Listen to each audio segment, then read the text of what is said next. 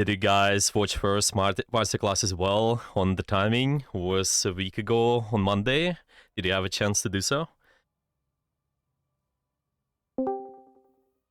Yeah, what's good? Yeah, hello. Welcome. Gonna start in a few minutes. Let's wait for everybody to join. I think we can pretty much wait around 4 minutes or so. Yeah, that should be fine. Haven't watched the Tommy one yet. Yeah, you can. I think it should be up on. Let's see, for anyone, guys, just class and drills. Look at the academy info. I'm gonna post everything there. I'll try to keep it structured. So the last document, the last updated documents, the links, all the links to past classes and scrims are gonna be there. I think Lucas just told me to upload everything on the website. I think everything's working just fine, but let me know, guys, if there are gonna be any difficulties and such. Did you try to watch through the website? Anyone? Just use the link on the masterclass on the first one. How that went for you? I watched it and sounds good. Yeah, it was good. Okay. All right, let's just wait 1 minute more. Works on Gosu, I just haven't watched it yet. Yeah, it's alright. I think there just been some difficulties with uploads because the files are too big. Marvalis apparently is eating a lot of resources. It's alright though.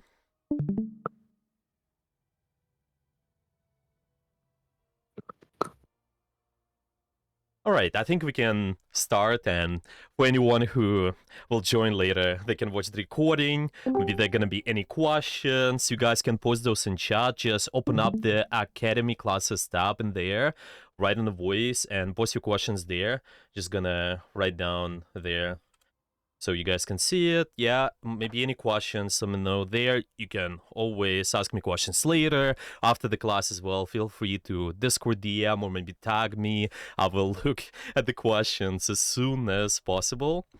So what we want to do today is I want to go over another fundamental topic, and it's going to be really connected to the first masterclass. So for anyone who, if you didn't have a chance to watch the first class yet, I highly recommend to do so. You can just go on I think I mentioned about the Class and Reels channel. You can just look over there and see the first class by yourself. Today we're gonna talk about the angles, and in our first masterclass, actually, we talked about that a little bit. We talked about the timing to just get you a quick overview. We talked about the timing, making sure we are able to synchronize the pressure with the rest of our team, and making sure that you actively watch what's going on. We're actively looking around, we're actively scouting, we're also trying to just synchronize with the resources, and maybe synchronizing with just general pressure too, stuff like that. So we're gonna follow the same format, and today we're gonna discuss more about positioning. We're gonna talk more about the angles. It was pretty much the first part of our first masterclass. We're just gonna dive more in depth. Okay, guys, feel free to ask any questions. What I'm gonna do is basically pause after every section. Maybe we're just gonna look how it's gonna go. Yes, I will show you a Siri. There's gonna be a slide with a Siri, and after that, I'm gonna show you good examples. I prepared some good examples for you. All of those are recorded. You can watch those by yourself later. All the links gonna be on my channel, and at the end, I'm gonna also review one of your replays too. Well, I'm thinking multiple replays, yeah, so it's not one, it's just one for each role at least. But I'm thinking maybe we spend around 10-15 minutes on a few replays. Each replay, I'll see how many we can cover, and should be good after every section. Yeah, feel free to ask me questions and post those in the chat too. All right, I think we're good to go. Let's start. I'm screen sharing, and yeah, it's masterclass on angles. Let's start. All right. Generally speaking, the most common problems you might notice about the angles, about just how you set up in general, And it can be on any character. It doesn't matter what kind of role you play, what kind of character you play in general. There might be those three common problems, in my opinion. There also might be more, but I think those are quite frequent. First one is a lot of people, they just tend to engage right away without setting up. And to show you that real quick, I'm gonna go in a practice range, just give you a quick example of something. Yeah, let's just quick play, practice, practice range. For example, a lot of players, they just tend to go from one position to another, and this makes them really vulnerable. It's really easy to poke you and do any damage to you, generally speaking. So you can use this idea on any character. Maybe I can pick Thor, for example. I've been playing Thor quite a lot to just show you that. Let's say I want to attack this area over here, and there are bots right there. A lot of people would do this type of play. They just would go from one position to another, just like that. And what happens is, if I go from this corner, let's name it corner A, to corner B, towards the bot, this engagement becomes really linear, and it's easy to hit you. It's really easy to just poke it down, and your abilities might be forced out. Yeah, in case of the Thor, maybe you just will be using your dash, trying to escape, maybe just trying to hide behind the corners, going back to your team and such, which is not ideal. For other characters, that could be something like your defensive resources. Let's say you play any of the supports, you maybe can use your defensive resources because of this. Maybe it's your DPS. Yeah, let's say I'm playing Wolverine, you'll be forced to use your I forgot the name of the ability, but this basically gets you more invincibility. Yeah, there's damage reduction, and you also might be forced to use your jump. So this is the most common problem, I think. Yeah, this linear type of engagement. So what we can do about this is basically maybe try to go up, for example, get as close as possible, and then we can try to do something. Yeah, and from here we have decent amount of cover. We can easily do any damage. Can just basically drop, and this engagement, if you notice, this becomes less linear. In a way, I'm going from this corner, let's call it again corner A, to corner B up there, and then down. So it's kind of more not in a line engagement. Yeah, it's different. It's different than a line. It's sort of, there's always some sort of zigzag kind of. This is how I like to explain it. Usually, you're not engaging right in their face. Okay, let's just continue. Yeah, to show you the next problem. Okay, I think I'm just gonna leave the practice range because I think the presentation, it makes it like a little bit. Okay, let's keep watching. Okay, I'm just gonna go back and press this. Should be all set. Yeah, the second one is not knowing what angle to take.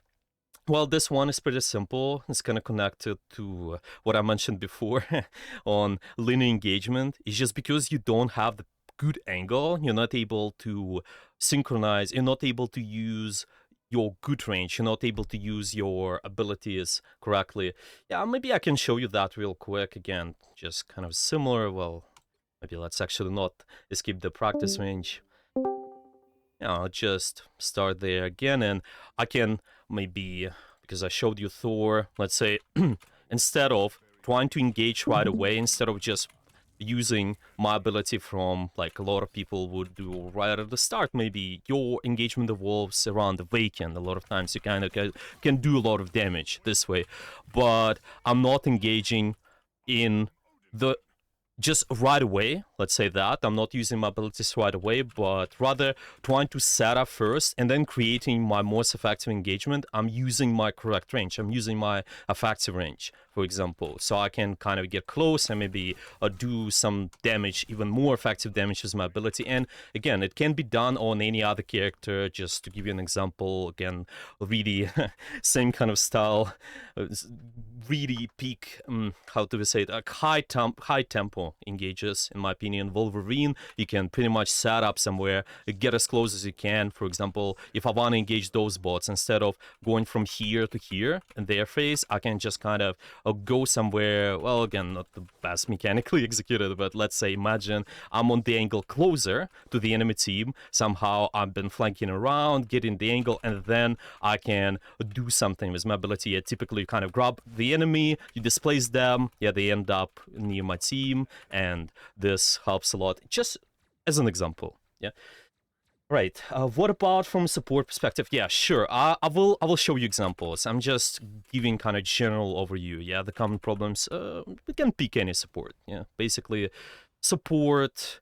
For example, maybe a raccoon. Yeah, raccoon. I think you got a lot of mobility. A lot of people would just do this. Yeah, the linear engagement. What it would look like. I would shoot the bots from here. Maybe not setting up. You have decent range, in my opinion. It's not like long range, but medium to long range. You have decent amount of range with this, and a lot of times people will just shoot from here. But what you could do, you could just try to go somewhere up on the wall, for example. Actually, let me see. Don't have the control set. Yeah, now it should be good. So you run at the wall, go somewhere up, usually get some sort of verticality. It's just for that character, but it can be for anyone else. And I'm on the angle now. I'm set up. I'm doing some sort of pressure, some sort of damage there, and using my effective range as well. But it's just right before the start of the fight.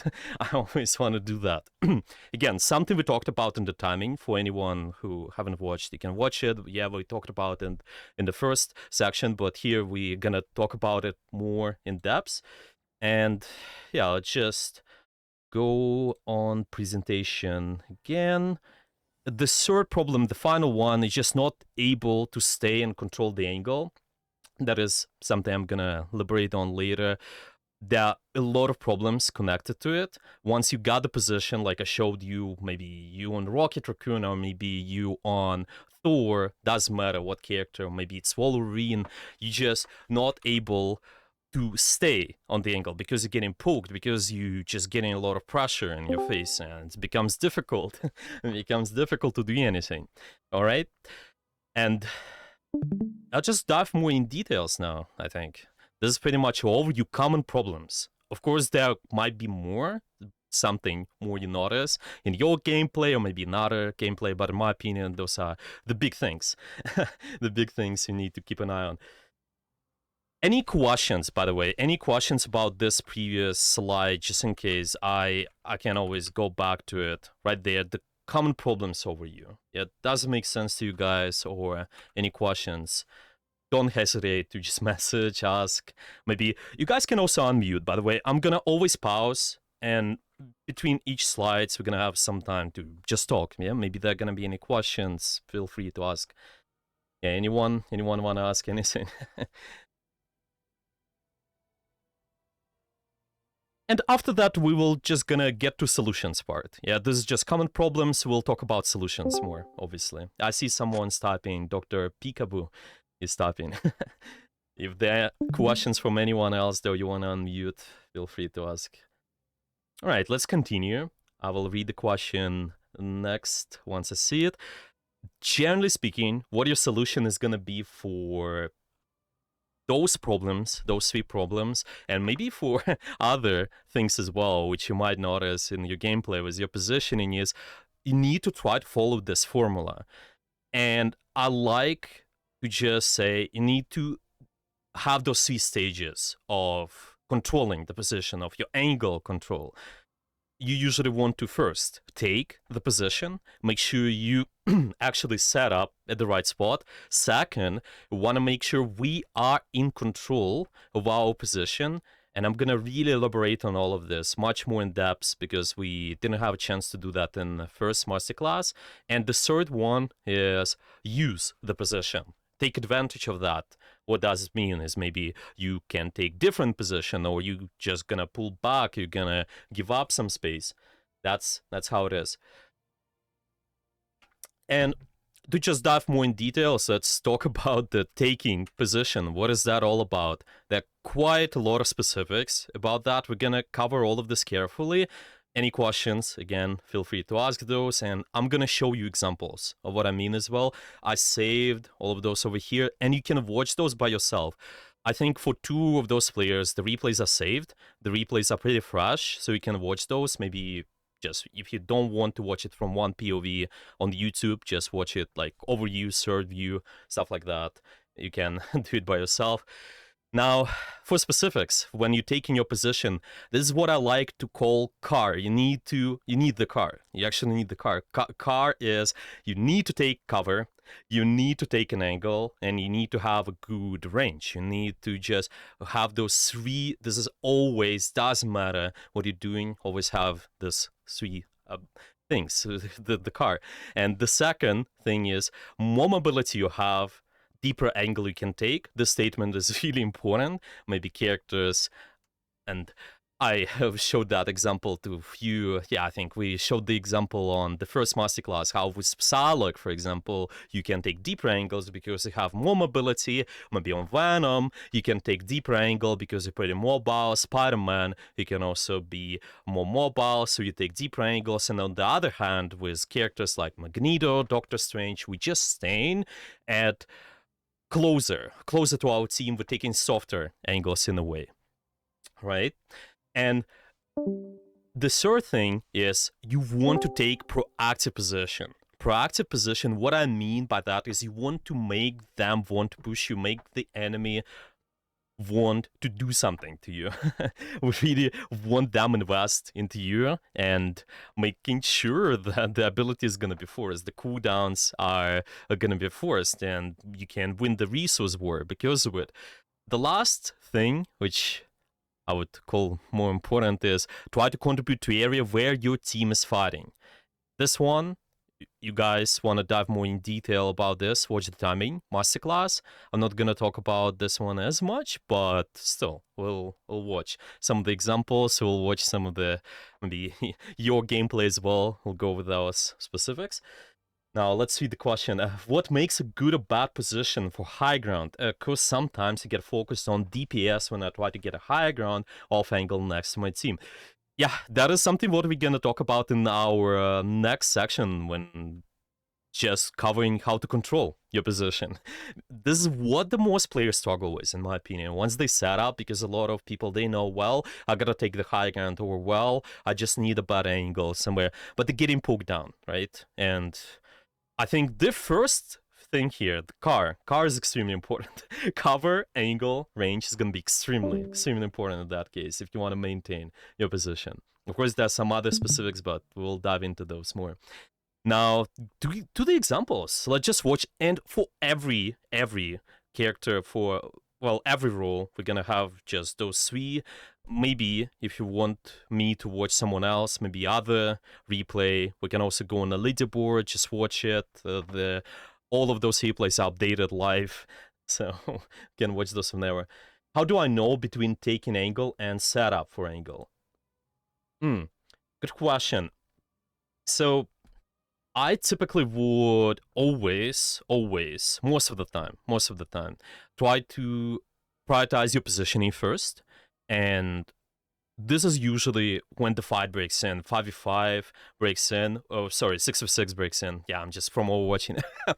the 5v5. Okay, now the morale is 6v6. So basically, when the 6v6 starts, then you want to have the position no matter what, typically we want to be in the position. There might be cases when you can give up your position, when you can just ignore the positioning, and it's usually when you have a big advantage.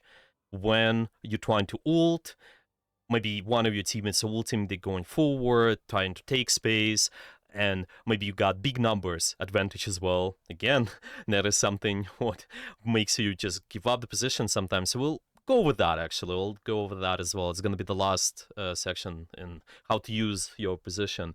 But yeah, this one, we're going to dive in more. Yeah, we're going to dive in more into that. But mostly, just keep it simple. Try to set up first. And after that, you do stuff based on the character. I think a lot of people ignoring the setup. That's why I want to emphasize it so much. A lot of people ignoring the setup. Okay, let's watch the examples. All the videos, again, all the videos are linked. All the videos going to be linked. I will share the presentation with you as well.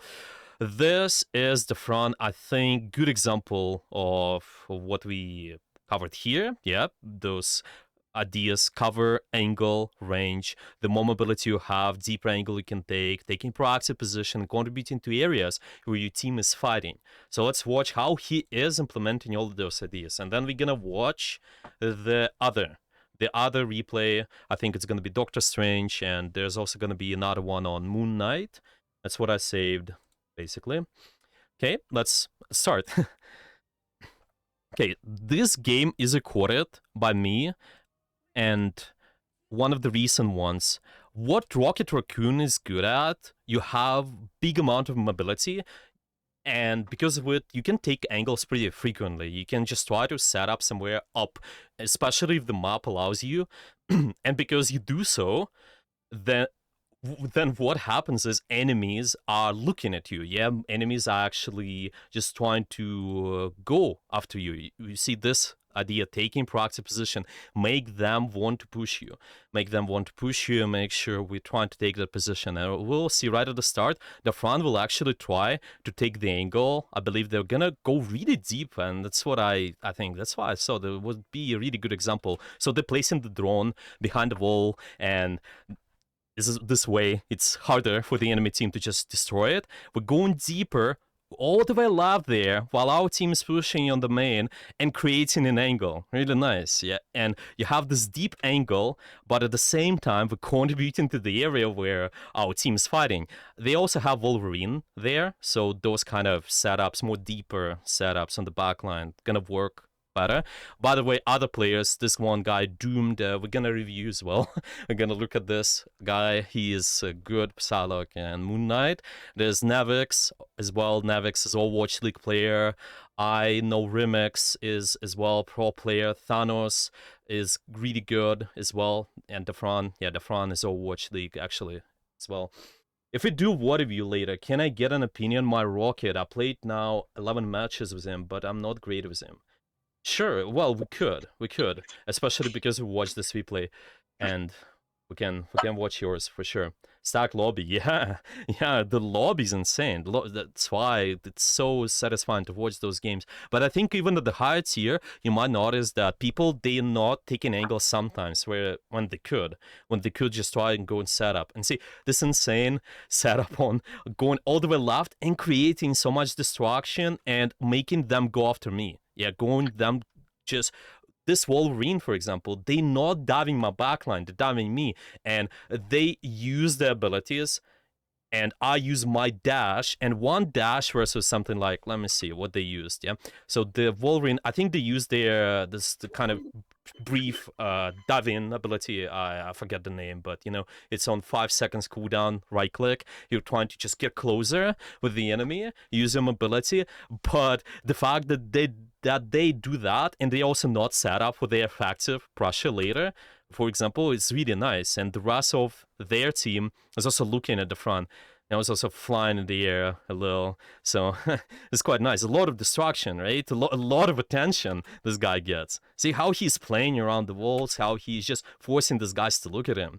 And a lot of people would just basically sit behind and try to just only heal their team. But of course, it's valuable depending on situation. But most of the time, that's what you want to do. I think you want to try to get on the angle, make sure you create distraction. And because you make them invest on you, make them invest abilities on you, then your team can survive. Your team is not taking damage because you taking damage, or maybe you dodge damage, right?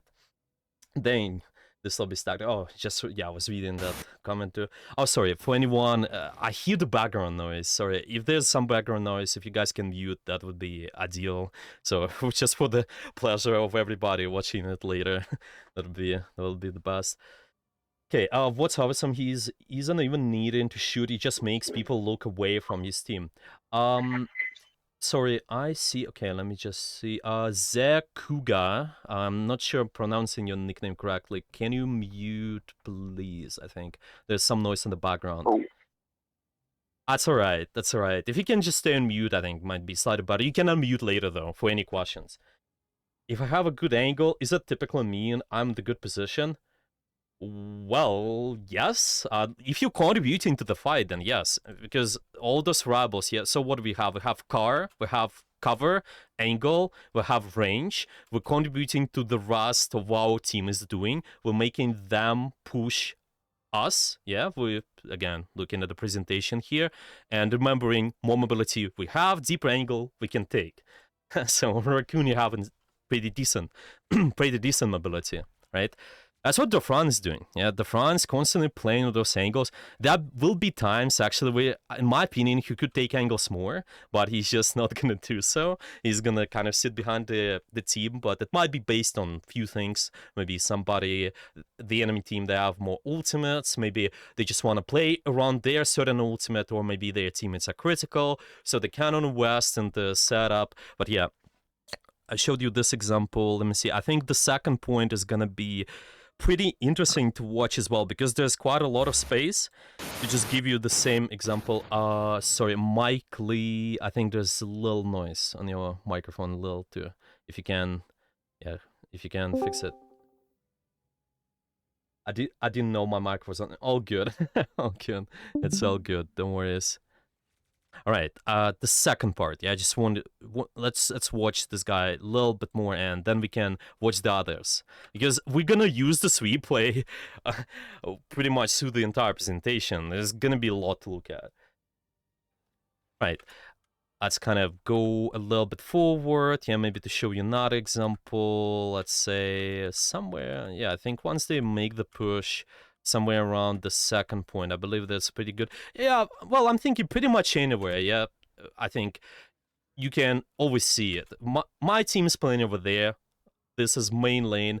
They pushing the car. They just trying to make sure that the frontline push is executed. Well, who do you expect to be there? Typically, Remix on the Doctor Strange, because you don't have as much mobility. I would still like them to use verticality more, to be honest. I usually like, well, you got some verticality, gotta do that, I think, as well. But there are some cases, in some cases, you gotta help your team rotate, just stay on the card, try to play the card and just push a little, enable this frontline pressure, especially on Thanos. Yeah, this Thanos, this character, Luna Snow, you don't have as much mobility as well, for example.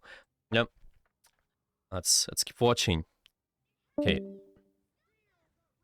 And we see the Fran on the side. Yeah, we see the Fran again. He's trying to search for opportunities, I think. And see, this can be your exception from the rule. Why do I drop from the position? Well, a lot of the times it's because you realize you get a kill. I think this is one thing which makes you drop from the angle a lot of times. So maybe you also trying to contribute to ultimates. I think you're trying to, just because ultimates are so big, with ultimates you can do so much pressure.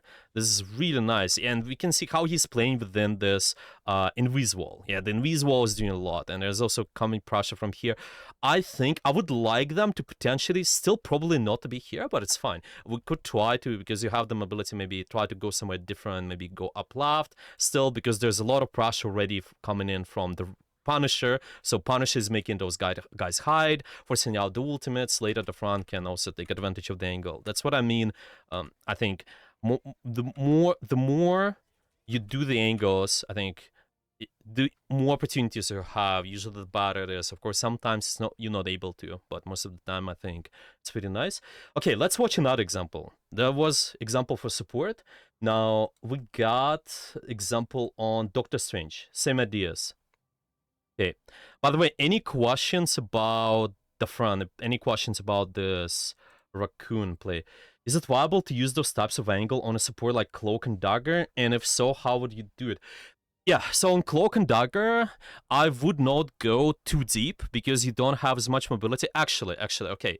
What you have is your verticality. When you in the Cloak form, you can just try to go up somewhere. Well, you have this kind of more diagonal vertical mobility. You can go diagonally somewhere. That's what I would do. I would, right at the start of the fight, try to set up, invest, and because a lot of people think, well, it's my defensive ability. Yes, this is true, but if you can get it back when the fight is about to start, I think this is really nice. And you're making the enemy's team's attention divert. You're gonna be playing slightly closer, yeah. It's gonna be softer angle compared to the Raccoon. Obviously, Raccoon, you can just go deep a lot of times, but still, you're gonna use verticality more, in my opinion. You can do that. Yeah.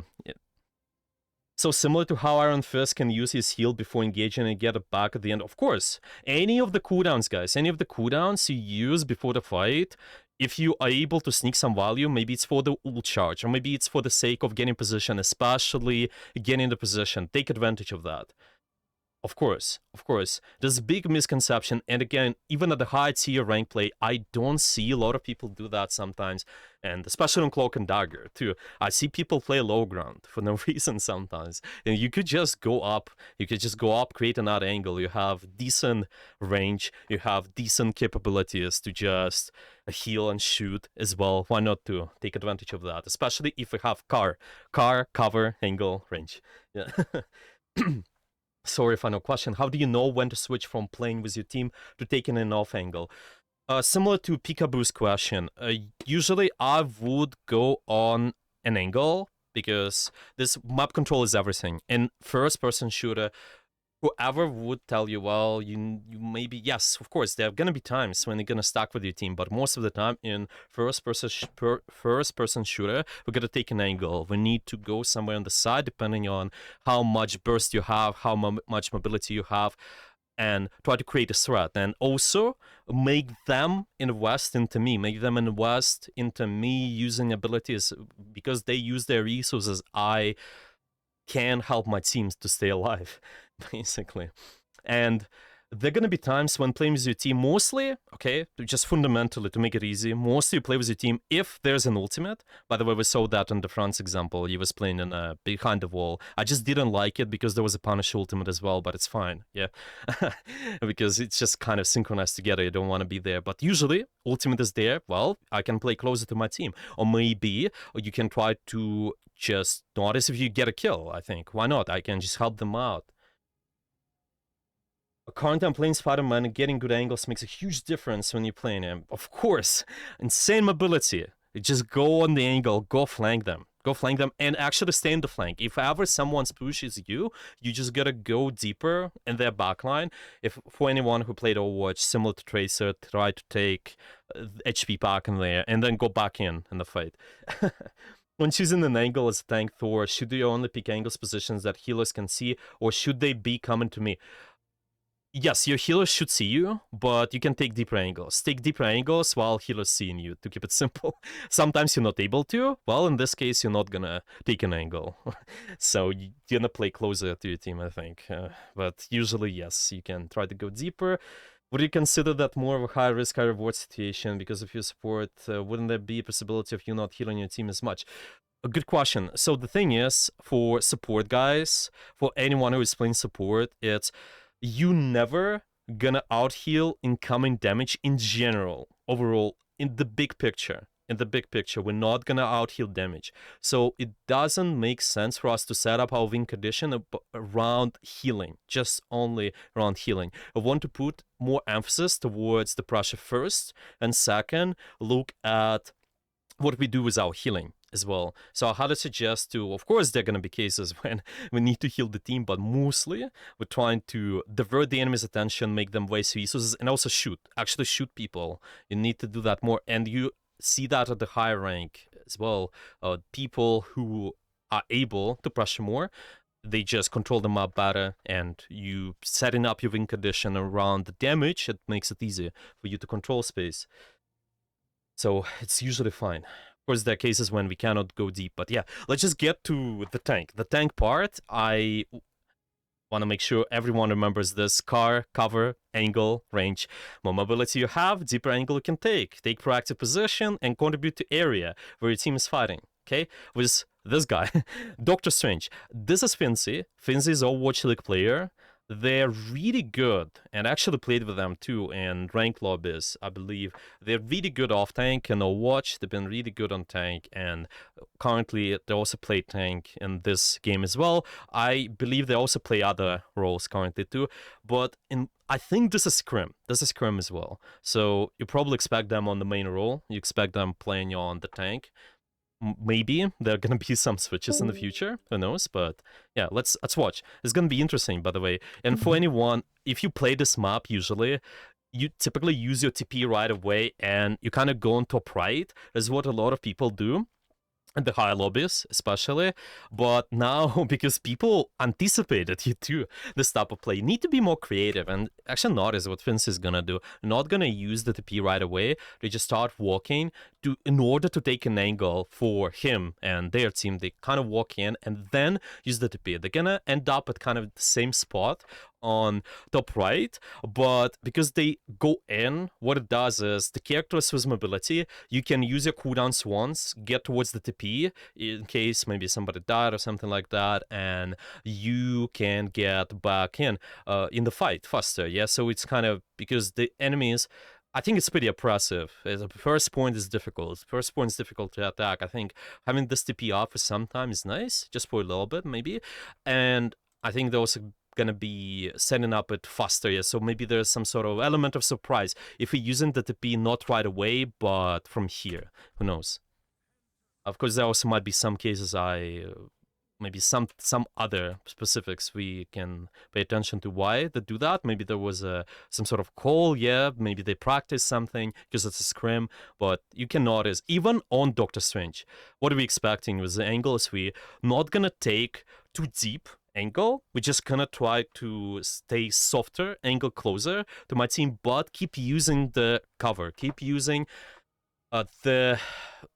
we said, yeah, I think this idea is going to be important, making sure that attention goes to you instead of the rest of your team, and see what they're going to do. Actually, they're going to play for some time this main angle, and might seem like, yes, they stacked at the start of their team because there's nothing else to do. I think you just gotta fight for this power position, fight for this high ground, and make the enemy push. Just make sure, yes, the space is secured. Now, when we took this position, from here, we can try to do something. From here, we can just try to push the rest of the enemy and see what angle they're gonna take. This is gonna be interesting. The rest of their team is actually gonna go right, and they will stay left. A lot of people would just stuck with the rest of the team. They will think, I need to shield my team. Yeah, I need to just protect them, but it's in reality, it's not true.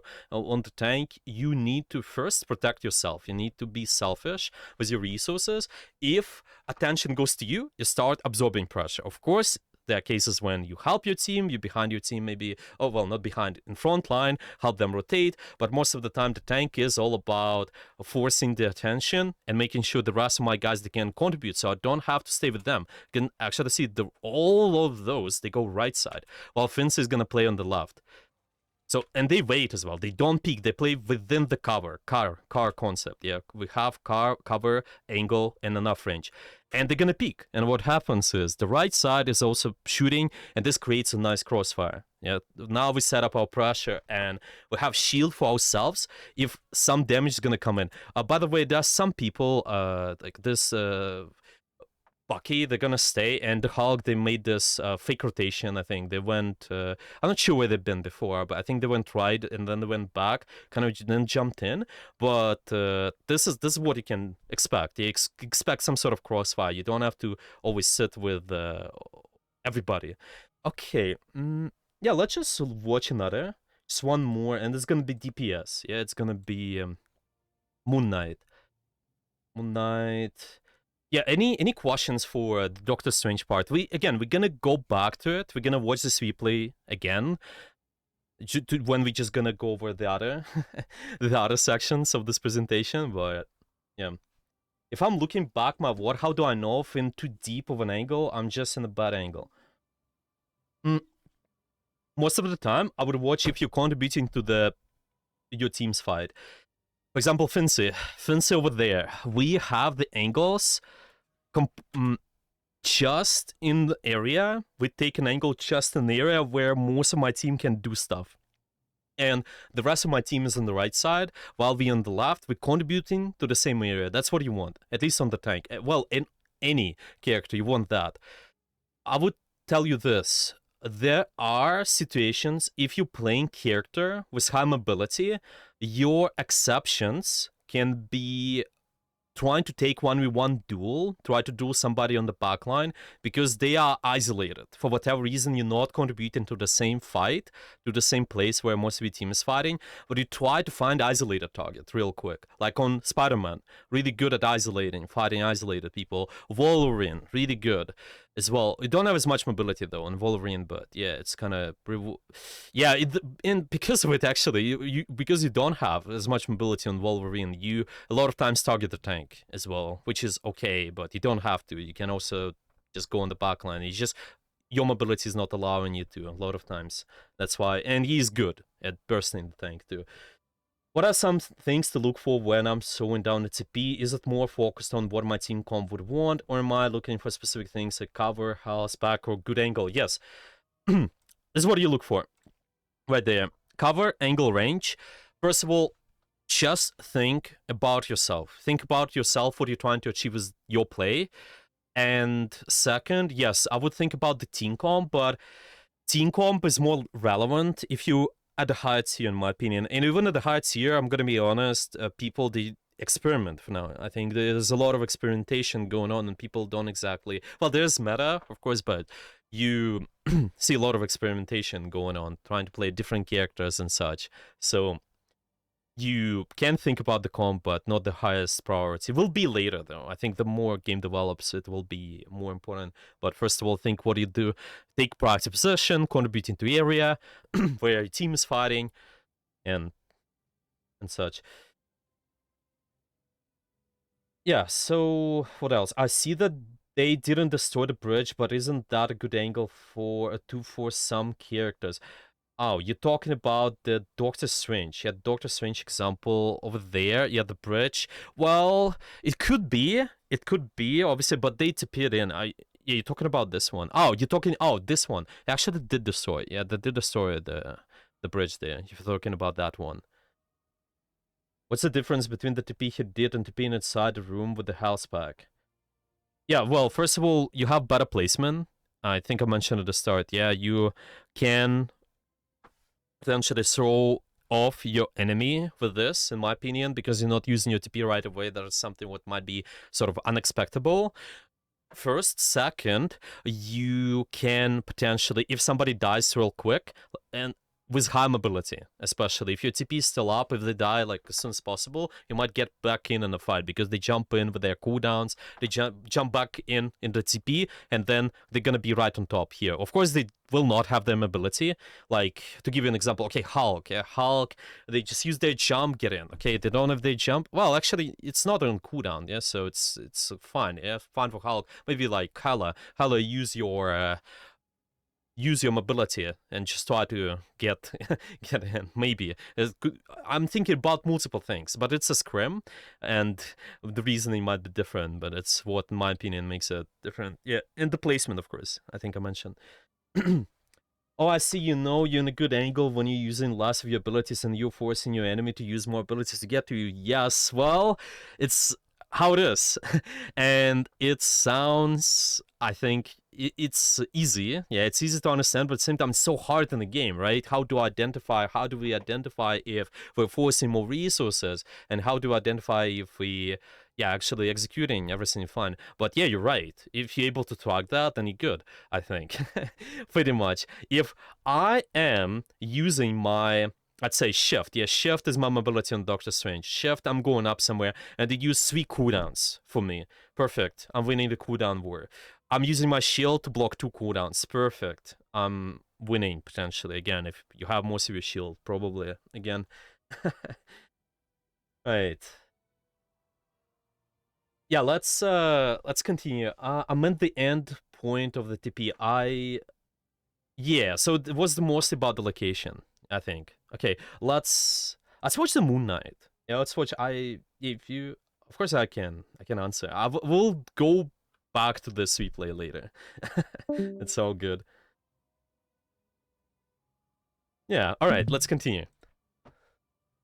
Okay, so Moon Knight, and same things we have on the presentation. Let's just watch.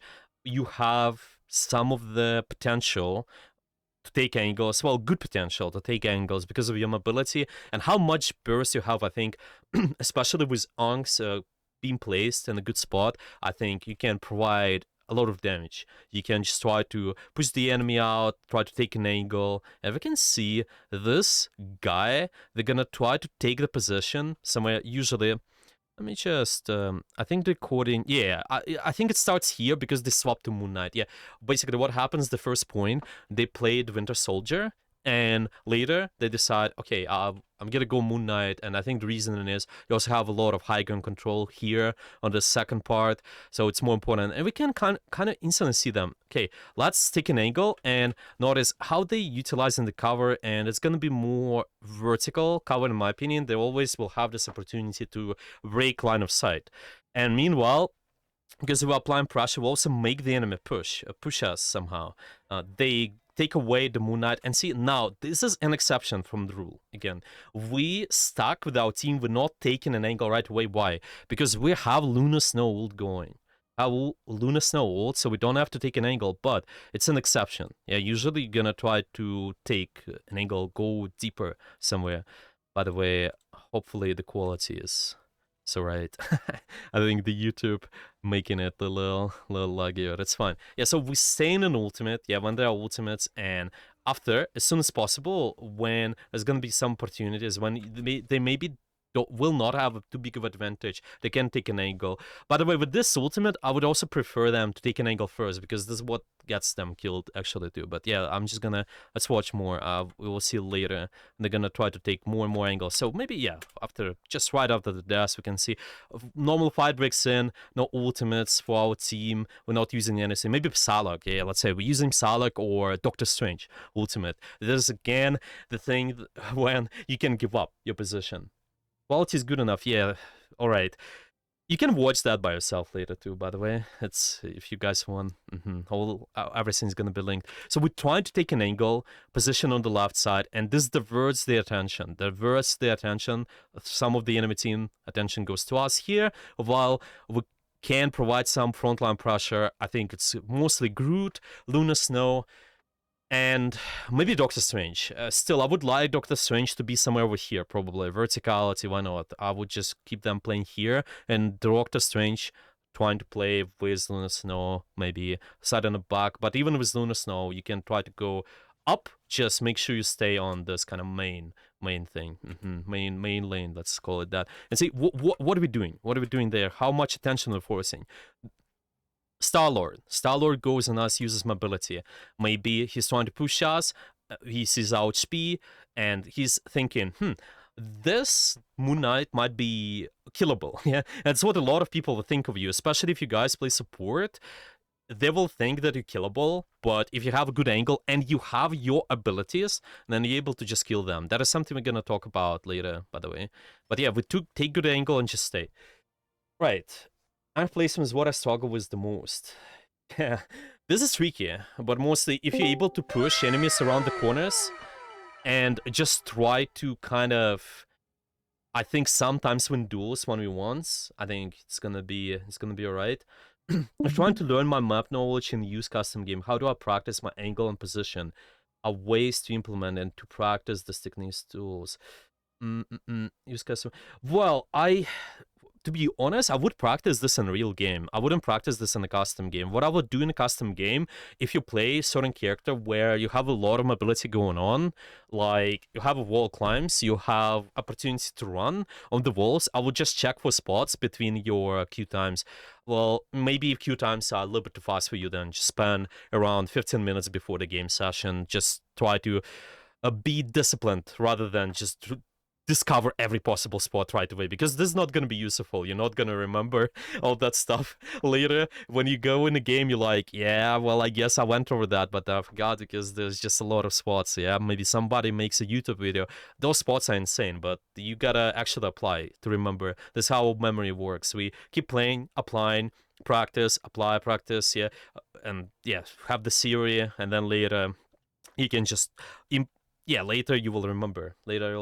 So I would, if you have this high mobile character, try to invest some time in the custom games, specific spots. Spider-Man, yeah, or maybe Venom. Yeah, where do I sit on the wall? Or Hulk sometimes too. You can also sit on the wall. So I would do that. For sure. Okay, I think let's move towards the second slide. Everything, by the way, is pretty much connected. To give you a refreshment, we're following the formula. Taking, controlling, using the position. So once we took an angle, all of those examples been about taking in angles. We can control our position. It's our second step. A lot of people don't do that, but the higher you go, the more important the step is.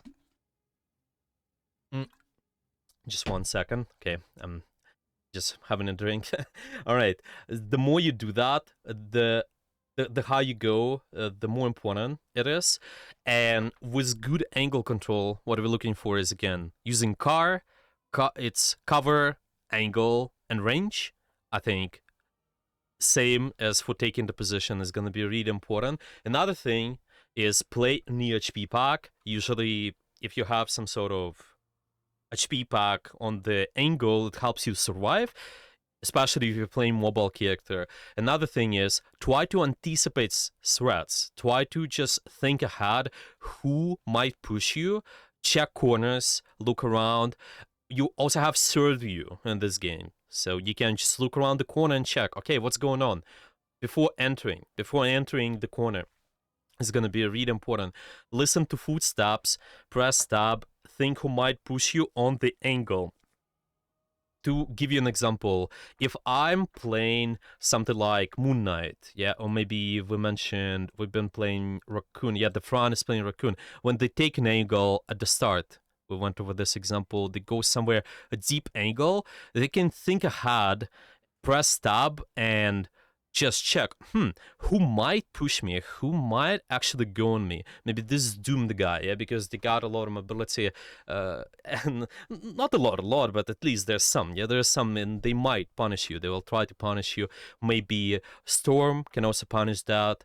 They have some sort of vertical mobility. They can just try to push them out from the angle, and yeah, that's how you can think about that. Yeah, we will watch this more. Another thing is cooldowns can allow you to maintain your position longer. And in this example, we went over when you take the position. In case of Raccoon, you have something like your dash. Maybe you can also even use your drone. If you place your drone and you revive something, it's really nice. You can take deeper angles because of it. Maybe you can tell one of your teammates, like this Wolverine there, okay, you can take deeper angle because this drone can save you. You can just resurrect, get back in the fight. We can look for higher risk opportunities, I think. And if you're getting pushed from the angle, you need to try to retake it. Again, something we talked about in the timing masterclass. That was the first one, but yeah, we will discuss it more. The longer you are on the angle, the more attention you divert. Yeah, the more attention you divert, and let's just watch a little from the perspective of the front. Yeah, what they could be doing, I think, to just make sure to stay alive. First of all, what we mentioned, trying to track the characters, but also see using the third view to scout. So I'm not just peeking the enemy right away. I'm using the corners, checking corners, just in case who might do something, who might be where. Yeah, maybe I'm trying to pick out this angle. I'm checking the third view and then deciding what do I do. Preparing to dash because we're expecting those guys to push me, and then surviving on the angle. Maybe to give us another example, I think something like, let's watch the, I think we watched the defense before. Let's sorry, the attack. Yeah, we watched the attack. Let's watch the defense maybe. Okay, so defense, even on defense, to give you some idea. Okay, I'm thinking somewhere over here. Okay, so once the fight is over, okay, I'm curious where they're gonna position, somewhere around here. Yeah, let's say, okay, even in this case, again, same section we're fighting for, but slightly different. My team is over here now, they're to the left, and the rest of the enemy, they're pushing from main, and this creating some destruction. The enemy is just looking at me, but meanwhile, because I'm making some anticipations. Okay, who might push me? Again, this might be somebody on Wolverine, probably maybe Doomed on Star-Lord can also push me. You gotta make those anticipations and try to fight them back. Let's see, are they actually gonna get pushed or not? But yeah, unless if you're not getting pushed, you kind of can play on the angle a little bit more. This is nice. But if this happens, if you're ever getting pushed, then you can try to retake. By the way, watch this. When we're giving up the angle, it's when you get a kill, pretty much again, yeah? not controlling the position. We just kind of go back and trying to chase the Star-Lord. Okay, so in this example, really deep angle, playing a little bit close range there, but I think the fight is kind of lost for them, so they're trying to just do as much as possible, divert the attention. It's really, really nice. If you play this angle, maybe a deeper angle sometimes can force out some of the enemy team's attention. If they go on me, this is nice. If you're losing the map control though, if you're losing on the pressure, you realize, well, a lot of my teammates are dead, you typically want to give up some space. This is what we're going to talk about later, by the way, the last section. Yeah, what do you decide? How do you use the position? Right, now to watch the same idea on other, maybe Doctor Strange. Yeah, watch the first example, the first fight. Maybe let's see what they're gonna do next. Yeah, how they're gonna try to play. I think even on the first, by the way, when they up on this position, I'm gonna be curious. Let me see the question. But wouldn't it be better once you won the fight, regroup and try to get on the angle again? Yeah, of course. And this is what they do. Yeah, exactly. Once it's just, if you're not able to, let's say, if you're not able to get out, then you can stay and get as much ult charge as possible. But if you realize you're actually able to regroup, it's better. Yeah. Of course, it's always better if you have enough mobility, survivability, regroup and then fight. That's what they're trying to do eventually. They're just trying to escape, I think. Yeah, any other questions, feel free to message. But yeah, for something like tank, you have to control your angle to make sure you stay alive on the area. What I could say is really important is trying to play near, well, it's not only HP packs, but also trying to just think how we're using cover to just force some of the enemy resources. So I'm saying cooldowns can allow you to maintain your position longer, but if we have cover, this can be your first protection tool. You don't have to get poked as much. And you'll see good tanks, well, they will try to do a lot. They will try to, in case of Doctor Strange, they can always peek and shoot and fight, peek and shoot and fight. Yeah, by the way, they kind of wait. But if there's a lot of meaningful pressure into them, then they can use the shield. But first is thinking, how do we use cover, yeah? And in this case, they can use this vertical cover behind them and horizontal over here. They can just keep shooting the enemy team, I think. Yeah, but when there's a lot of pressure, some of the cooldowns to block, then we can use our shield. We can just make sure we use the shield. I got to run, we'll catch the rust. Yeah, sure. The water is gonna be saved. No problem. Right, eventually they try to push and just get closer. Again, why they do so, yeah? Why do we make the decision to drop from the position? A lot of it is based on if you think you can get a kill, or you just realize that maybe you can save somebody's life as well. This is kind of my last exception to you. Yeah, I think in this case they're trying to save this guy on their team, the Hulk. Yeah, they're trying to save them a little bit. Didn't help, but sometimes happens. So when defending, you just want to poke the team enough to where they feel pressure and scared to push. Yeah, and make them go after you. Be proactive. Yeah, make them go after you. Really, make them do something. I want to skip through the first point. I want to show you, so same ideas again, emphasizing cover, and we are making them push us. Okay, let's, I think this first point is kind of a little bit chaotic, but yeah. By the way, even this one, okay, I just want you to look at this example. This is chaotic fight, and always watch how good tanks plays. Again, I'm not playing behind my team, but I'm using cover to my advantage, making them push me. All of the enemy team now is on me. I'm just trying to protect myself using this corner to the left, so there's gonna be not a lot of the attention, and while this is happening, the rest of my team can take space. They can do something, and if there's a lot of meaningful damage, I can just block. I can raise my shield up, and there's some protection as well coming in from my support. Yeah, there are ultimates, but this is what you do usually. You see, kind of, the EU is also only if he is rotating and kind of there's a lot of damage coming in, they use shield. But if they realize they can use cover, they can keep peek shooting and apply pressure. What about a hero like Cap? Because I would target the back and distract them without reading an angle more or less, wait for my team to get close.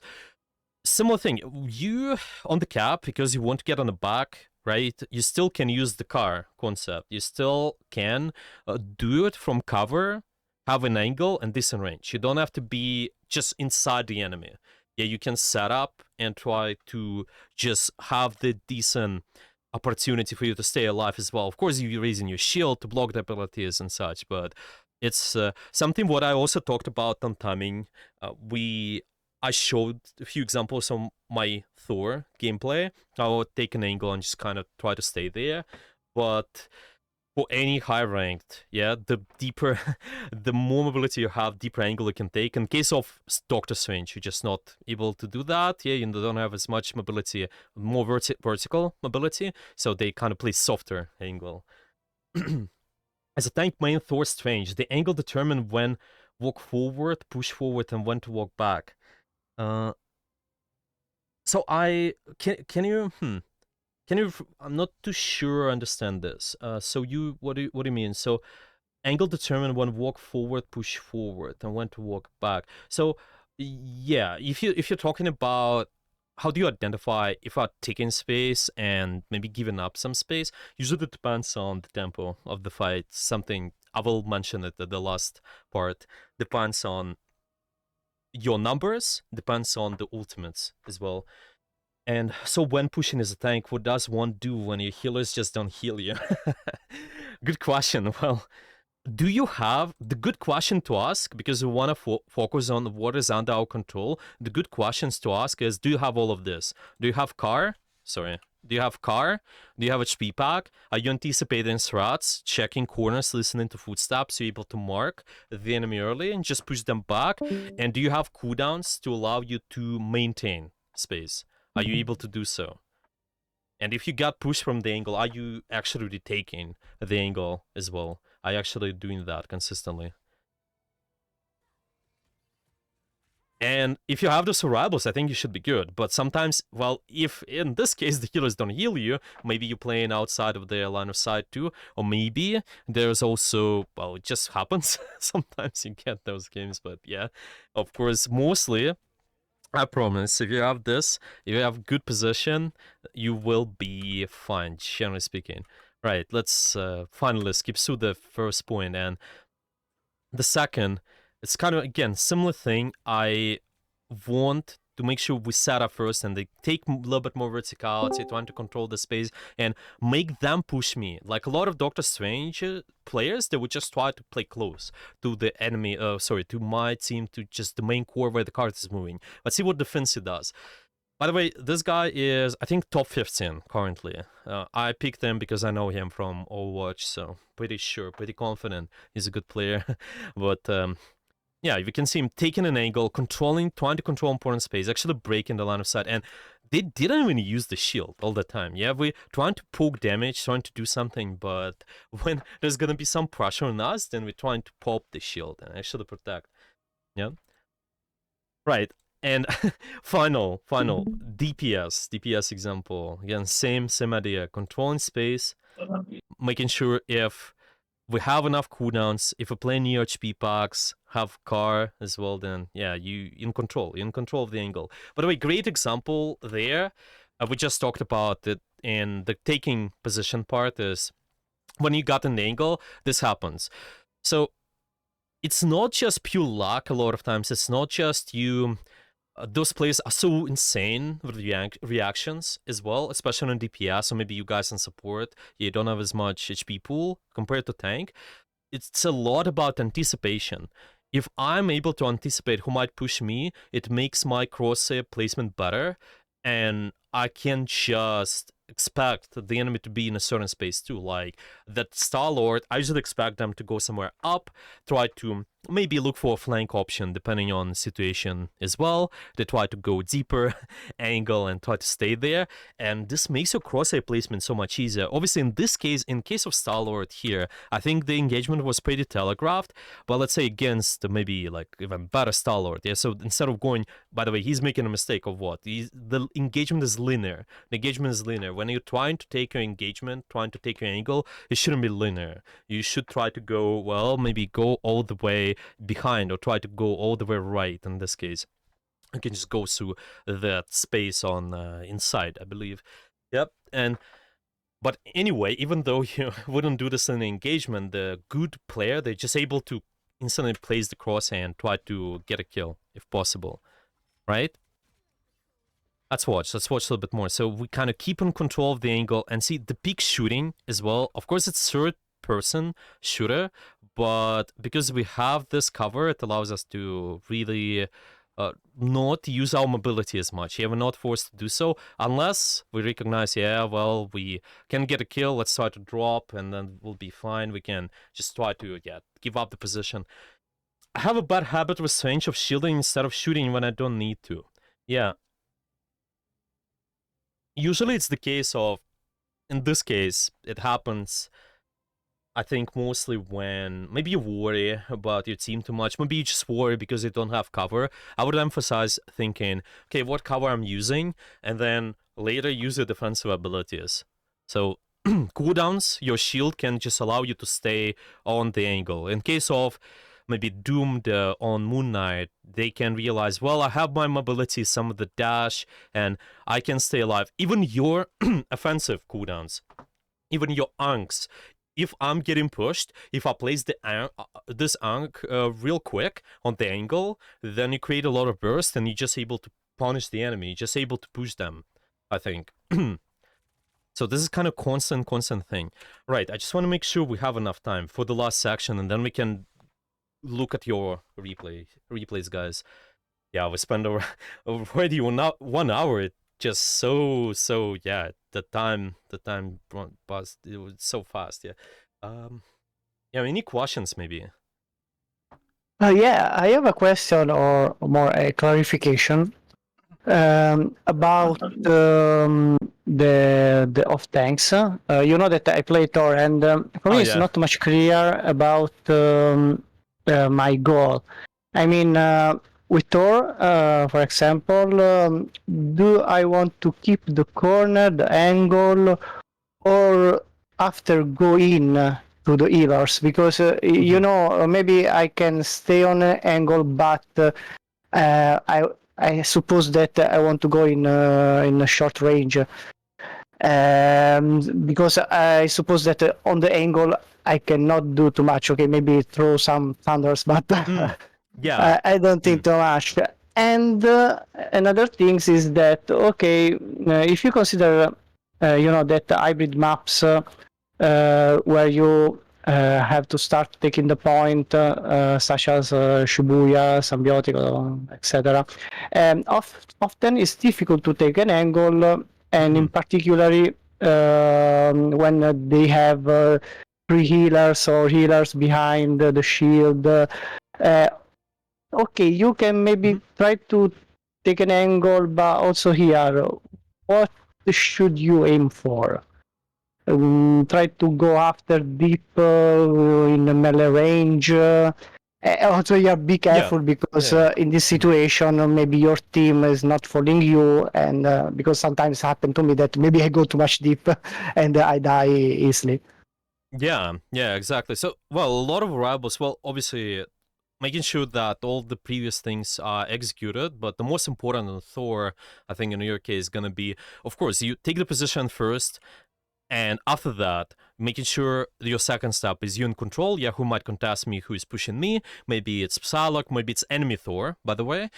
Making sure we're securing the position. And after that, because you play melee character, a lot of times you notice, like I said, well, I'm just not able to put enough pressure from there. But it's, we kind of reviewed mostly, it's been those longer range characters kind of still able to put pressure on the angle. It just seems like they kind of set up, but they shooting. Meanwhile, a Thor, because you have this big it's higher tempo character. Well, let's just say not high tempo. You have big spikes of pressure. That's how I would call it. You have really low value at the start, but then your value skyrockets if you have Awaken, or if you're using one of your abilities like Dash, you try to just displace the enemy. You try to also throw your secondary fire as well, the hammer, and this way you just creating a lot of value. You have those spikes of pressure. So in this case, once you got a position, you took the position, you can try to just use that, and yes, you sort of drop, but you're trying to maintain, if you have cover, if you still have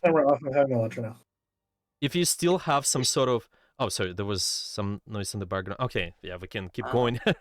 So if you're able to maintain cover, if you're able to just make sure the position is proactive, divert the attention while contributing to the rest of your team, you will be just fine, I think. Most of the time in Thor. On the melee character, guys, it will be harder. I think it will be harder to just maybe find yourself finding good angle, but you have to. If you just can get us really close but have cover meanwhile, I think this is nice. Let me see. Some of the codes. Yeah. We'll look at those. I'm just gonna finish this. We're gonna finish this using the position part, and we can look at the codes finally. I will spend around 10-15 minutes on the codes, and yeah, just each code, and we'll be fine. Okay. Hopefully, I answered the question. Of course, there's some more important things on Thor, but by the way, I'm gonna release a guide on Thor. It's gonna be on YouTube. I think it's gonna be in 1 week or Yeah, so. should be useful. Yeah. And Yeah, thank you so much anyway for the reply. But just another side question. But is it correct to take an angle even if I'm the only one tank? I would say it's fine. On Thor, it's alright. Because again, it's kind of similar problem as if I'm playing Doctor Strange, guys. If I'm playing Doctor Strange, let's shield my team. Like a lot of people would say, yeah, let's try to play really close to where my team is playing, try to protect them. With Thor, you just don't have that opportunity even. So I don't think you'll find yourself, if you're able to take an angle, go for it. If the map layout is not allowing you to, sure, you will be playing near your team, but again, there's no benefit. The Thor, it's more on the off-tank side. Yeah, off-tank, what does mean is, maybe some of you guys have been also previous masterclasses, off-tank is more about more damage output, controlling space through burst pressure, applying damage, while main tanks are more about absorbing pressure. And Doctor Strange, for example, is good at absorbing pressure. Magneto is insane at absorbing pressure. But Thor is a lot of burst mobility, burst kind of pressure, big spikes of pressure. So more dive tank, kind of more angle-wise off tank. So yeah, let's finally review this. Final thing is, once you're in a position, and especially for you, Mike Lee, I think on Thor is gonna be important when you are just you push the enemy, you secure the angle, you can try to decide, do you push in, do you pull back, or do you stay at the position? Do you actually keep maintaining the position? And it's based on the tempo. Depending on the tempo, you can decide, I think. Mostly, of course, in case of the melee character, yeah, you kind of still try to play relatively close to the cover and such, but mainly, guys, for everybody, so it's more general, you will need to look at ultimates being used in numbers, and we've watched some of those examples before as well. I will again show you some of the support DPS thing, but you can decide, like an exception from the rules, try to stay closer to my team, maybe let's say go back to the France example. I think we showed there've been a few good examples when they push the second point. I think I just showed you the one. Let's see. Yeah, I think there's gonna be pretty much somewhere really close. I believe they're trying to synchronize with one of their Punisher and Invisible Woman. Yeah, so this is when they're using the angle, they just deciding, okay, do I push or pull back depending on this. Now let's watch kind of numbers perspective. Okay, once this is over, they get the storm, really realize enemies are only 5. We are 6. And what are we doing? We're using 2 ultimates. And guys, I would make it this way. If you can, just keep it simple for you, because of course every ultimate's different. Every ultimate does different value. But if you can, just count the score of the fight and do it like, for example, you guys are 6, and just say, if you're using 2 ultimates, then do it 6 plus 2, and the score of the fight for you will be 8, for example. Why do it this way? Because ultimates, usually, if you use some sort of ultimate, it will give you enough value to get the kill, or just force the amount of resources so you will be able to get a kill. So it makes it so much easier right on the game as well. If I know I have score of 8 versus score of 5 on the enemy team, this makes me think, let's try to push in. Let's try to just push in and take space. And on the other hand, for the enemy team, they will try to pull back. They will try to just give up some space. They will have to, because if they will not, then they gonna get overrun by the tempo. And that's why they using Lunar Snow ultimate. Yeah, that's why they actually do that. By the way, we're gonna review the tempo later. It's one of the fundamentals I wanna cover later. Just how do you read all of this, the score of the fight and such. But really useful, I think. Making it your thought process so much easier. Okay, and once we are deciding, do we push, do we pull back, or do you stay on the angle, you can keep moving. You can usually keep moving from one effective angle to another. You can try to repeat the cycle. Make sure once you use the position, used it enough, like in case of the front, for example, they've been playing on up right, and then they decide, I have to reposition, I have to move somewhere else and give up the position later. They will go on the angle again. They will have to find the angle, ideally, unless they have a really big advantage. And this is what you will see. Okay, once there's normal 6v6 fight, again, let's fight some sort of angle. While my team is over here on the main, I'm going slightly to the right, or maybe I can go slightly more to the left. That's what they will do. Yeah, they've been on the right side, now they're trying to contest left, and just keep pushing, keep pushing the advantage because they have higher tempo. Another thing is thinking hard about fallback options. You don't want to panic and get stuck in a certain space. What I mean by that is because you are taking an angle. I think I'm gonna use the same example for the sake of, so we have enough time. On the front, when they take this position on the left side right at the start, while their team is pushing the main, they have a fallback option, and this making them less nervous. And because you do that, you're not gonna mess up. You're not gonna be pressured and just go towards your team right away. No, you think ahead, like in chess. You think 2 steps ahead, and when you take this position, you actually want the enemy to push you. Like we said, yeah, in this control stage part, we're gonna be controlling space. So we took the angle, now we're controlling space, and later we're using the position. So we're thinking, do I push more or do I pull back? And pull back where? What are my fallback options? And see what the front is going to do. He's really smart, actually. He's going to play around, well, he's going to use his dash and try to play around this fallback option over here. Not going back towards my team, but also have the HP pack available, trying to go towards some sort of wall, retaking the position. Just keep this flow going, yeah? And see, they're actually using the edges of the map too.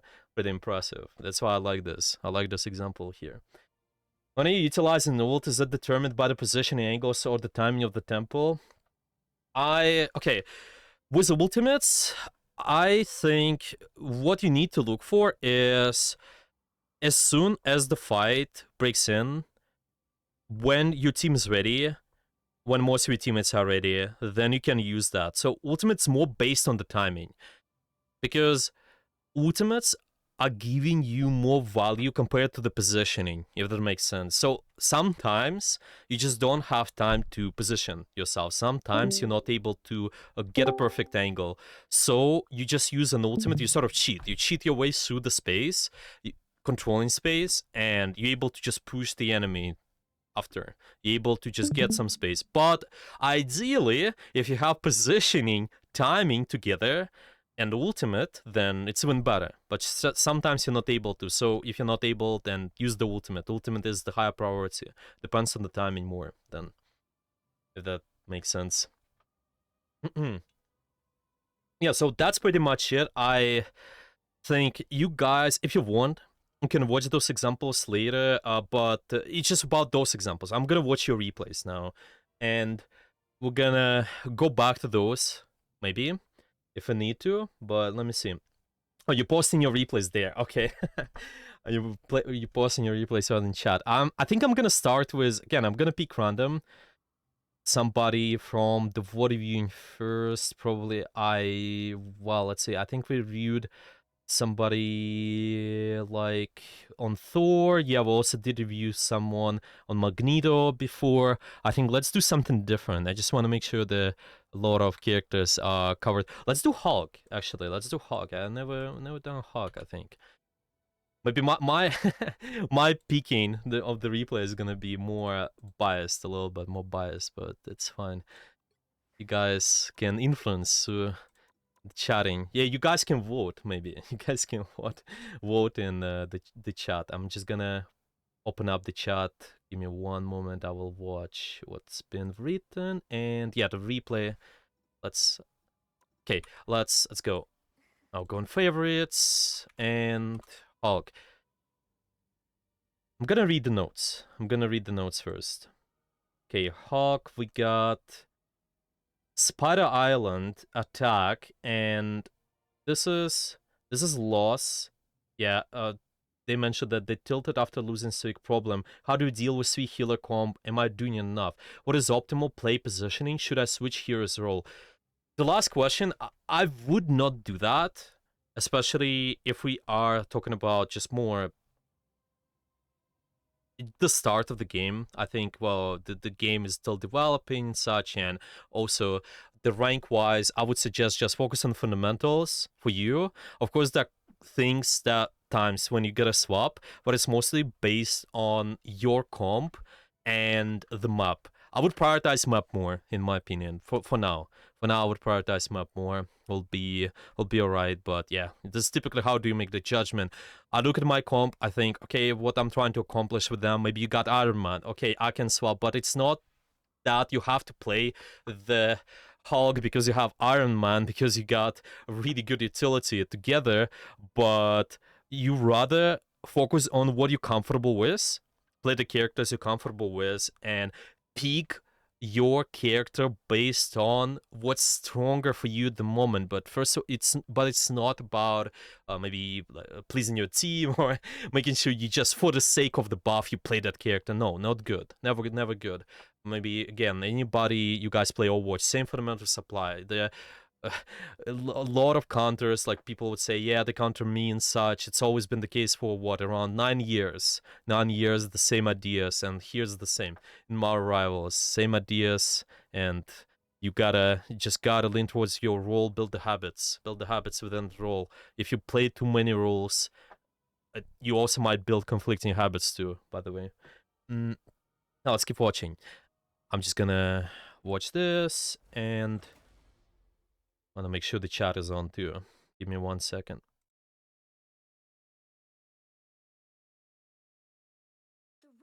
Yeah, I see you guys typing in the codes. Yeah, sure. You can maybe type in the channel here. I think let's do it. Yeah, for anyone who is present, first of all, you guys can type in your codes. I'm Jorin.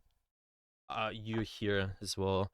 I hope I pronounce your name correctly. Let's. You're on it, man. Yes, it's called, or I'm called I am Yurun, but all good, bro. Okay. I'm not good with names, but yeah, I think if there are gonna be any questions related to your play, feel free to ask. I think let's look at the Hawk section, especially. I'm really curious.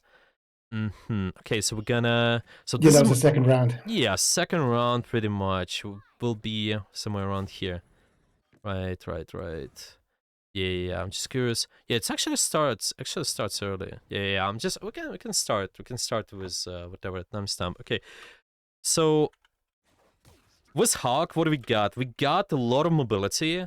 I think decent amount of mobility. You don't have it on cooldown, so you can set up on deeper angles quite frequently. You can try to just stay on the wall somewhere and have a short range angle on the backline. So this way, we're able to set up the proper pressure. We're able to just fight the enemy team this way. Okay, I'm thinking, yeah, let's just kind of go at the start of the fight. So it's gonna be easier. Yeah. So the point is reached. Let's say, yeah, that's when they go Hawk and try to jump in. Also, I hear some noise in the background. You're in if you can. I can mute myself, that's fine. It's all right. Maybe if there gonna be any questions, you can just message in the chat. I think it's gonna be fine. Yeah. All right. So, seeing you actually set up somewhere. Yeah, you set up on this top left while your team is playing this. Some of them main angle. You're also waiting for the rest, the 2 people. I think the Moon Knight and there was someone else, maybe Invisible Woman. I think. Yeah.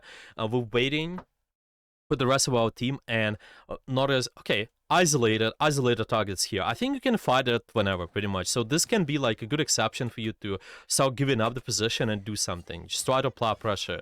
I don't want to focus on mechanics here too much, but once you've done that, you gotta repeat the cycle. I think you just gotta try to and set up somewhere. You gotta try to and like we mentioned, take the position, make sure in control, and then use the position. So maybe in this case, you could go that top right position, maybe just try to take this window as an example. Maybe you can also try to dive deep in, and if you have good cover, angle, and range, so car idea, then you're good. But I think because you are able to use verticality on Hulk, you can just kind of go up. It's nice. I think there's something you can utilize, yeah? So you actually go on angle, slightly to the left, you go deeper. So see, the only idea is what we could do better. Instead of engaging on the backline right away, actually set up near the backline. So maybe you go, again, up on the window. If you see my cursor, go up on the window here, or go on the left there, and then try to fight. Just kind of walk in, fight, divert the attention. This positioning on the better spots of the map, like the up position or maybe on the left, it might force some of the enemy attention.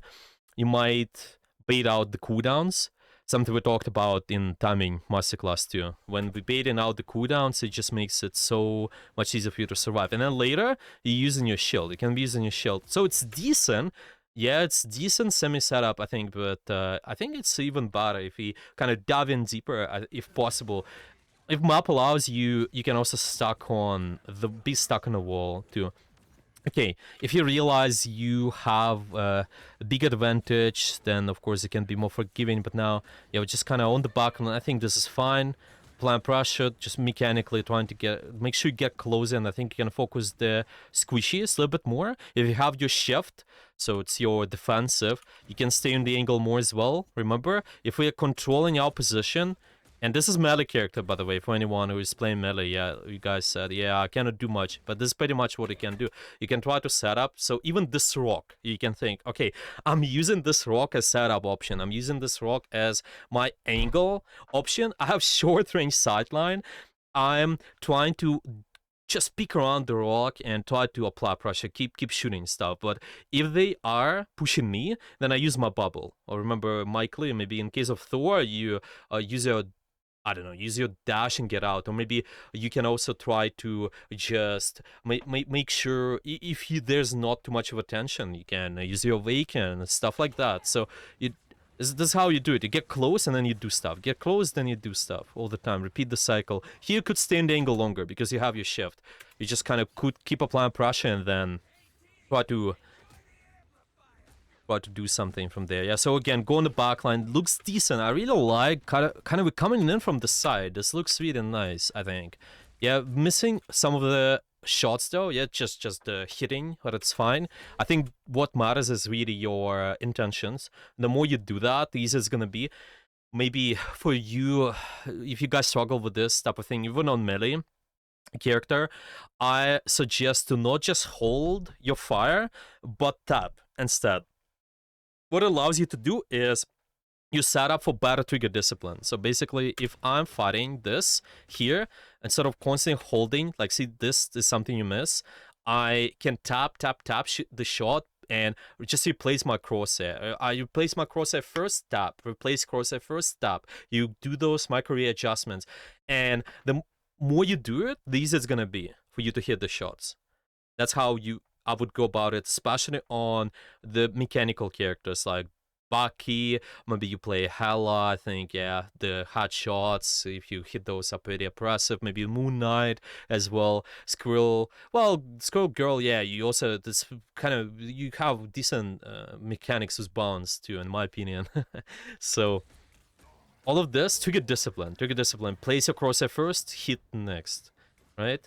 So kind of fighting, using shift, and trying to stay alive. Yeah, looks decent just from what we discussed. Yeah, we trying to just keep distracting, and I'll keep applying pressure here. I would still stay longer. So see, you're trying to apply pressure, and this is what you guys notice maybe on the melee character. There's a lot of pressure on you, and you don't have cover. Of course, you try to have cover in terms of maybe let's not be exposed to other guys. At least if I'm fighting the backline, maybe I'm exposed to two things. Yeah, two supports now, but I don't want to be exposed to Magneto. So I'm thinking, well, this is a piece of cover I can use to minimize my hitbox. For example. All right. Yeah, I think in this case, you could be on the backline maybe slightly longer and then use the shift even. So again, repeat the cycle, sure, setup, and then we're gonna fight again. Jump, sure, fighting.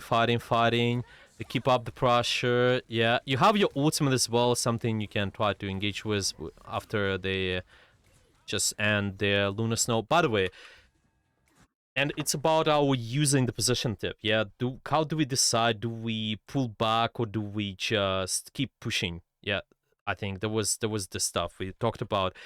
If you recognize the ultimates, what's being used in the moment, I think can make it easier for you to decide. In this case, you have your ult charge, and they're using Lunar Snow ultimate. So you don't have to keep the pressure. You can just disengage. You don't have to go back towards your team, but you can just try to go back towards an angle. Maybe try to repeat the cycle. Yeah, take the position. Make sure you're in control. Maybe somebody's gonna push you. Who might push you, actually? Maybe Magic. Maybe Magic, they're more flanky on flanky side. They can try to just push you there, and you can punish them after. And after you're done with them, you can look to apply pressure again. You don't have to sit here and just get forced to use your abilities, even your right click or even your shift. So see, the cooldown trade, now it's not as effective, yeah, what we talked about. We need to get better cooldown trade. So if they use the ultimate, let's escape, try to go on the angle, and later I can follow up. Maybe I can follow up on my my Doctor Strange, try to use my own ultimate. Would be really nice. Yeah, any questions about this, by the way, guys? We spent around... It's very clear, thank you. It's good? Nice. All right. Yeah, I would only, try to... Because I think this is decent, yeah. If possible...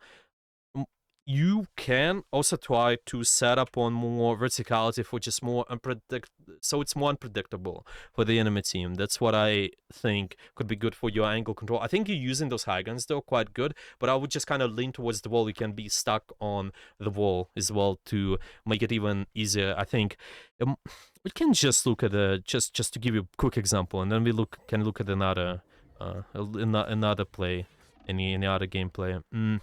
Might be on attack. It might be on attack, I think. There are quite a lot of roofs where you can set up and fight.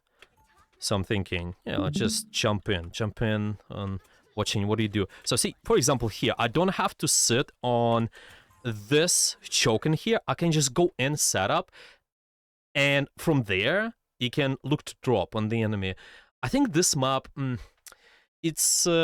because there's a lot of verticality, maybe you don't even need sometimes to be stuck on a wall, but this is really nice if you are able to just wait for the enemy, kind of be patient. I think maybe in cases of when you're on defense, especially, yeah, I think it's going to be more beneficial around those spots. Yeah, being stuck on the wall too. Right.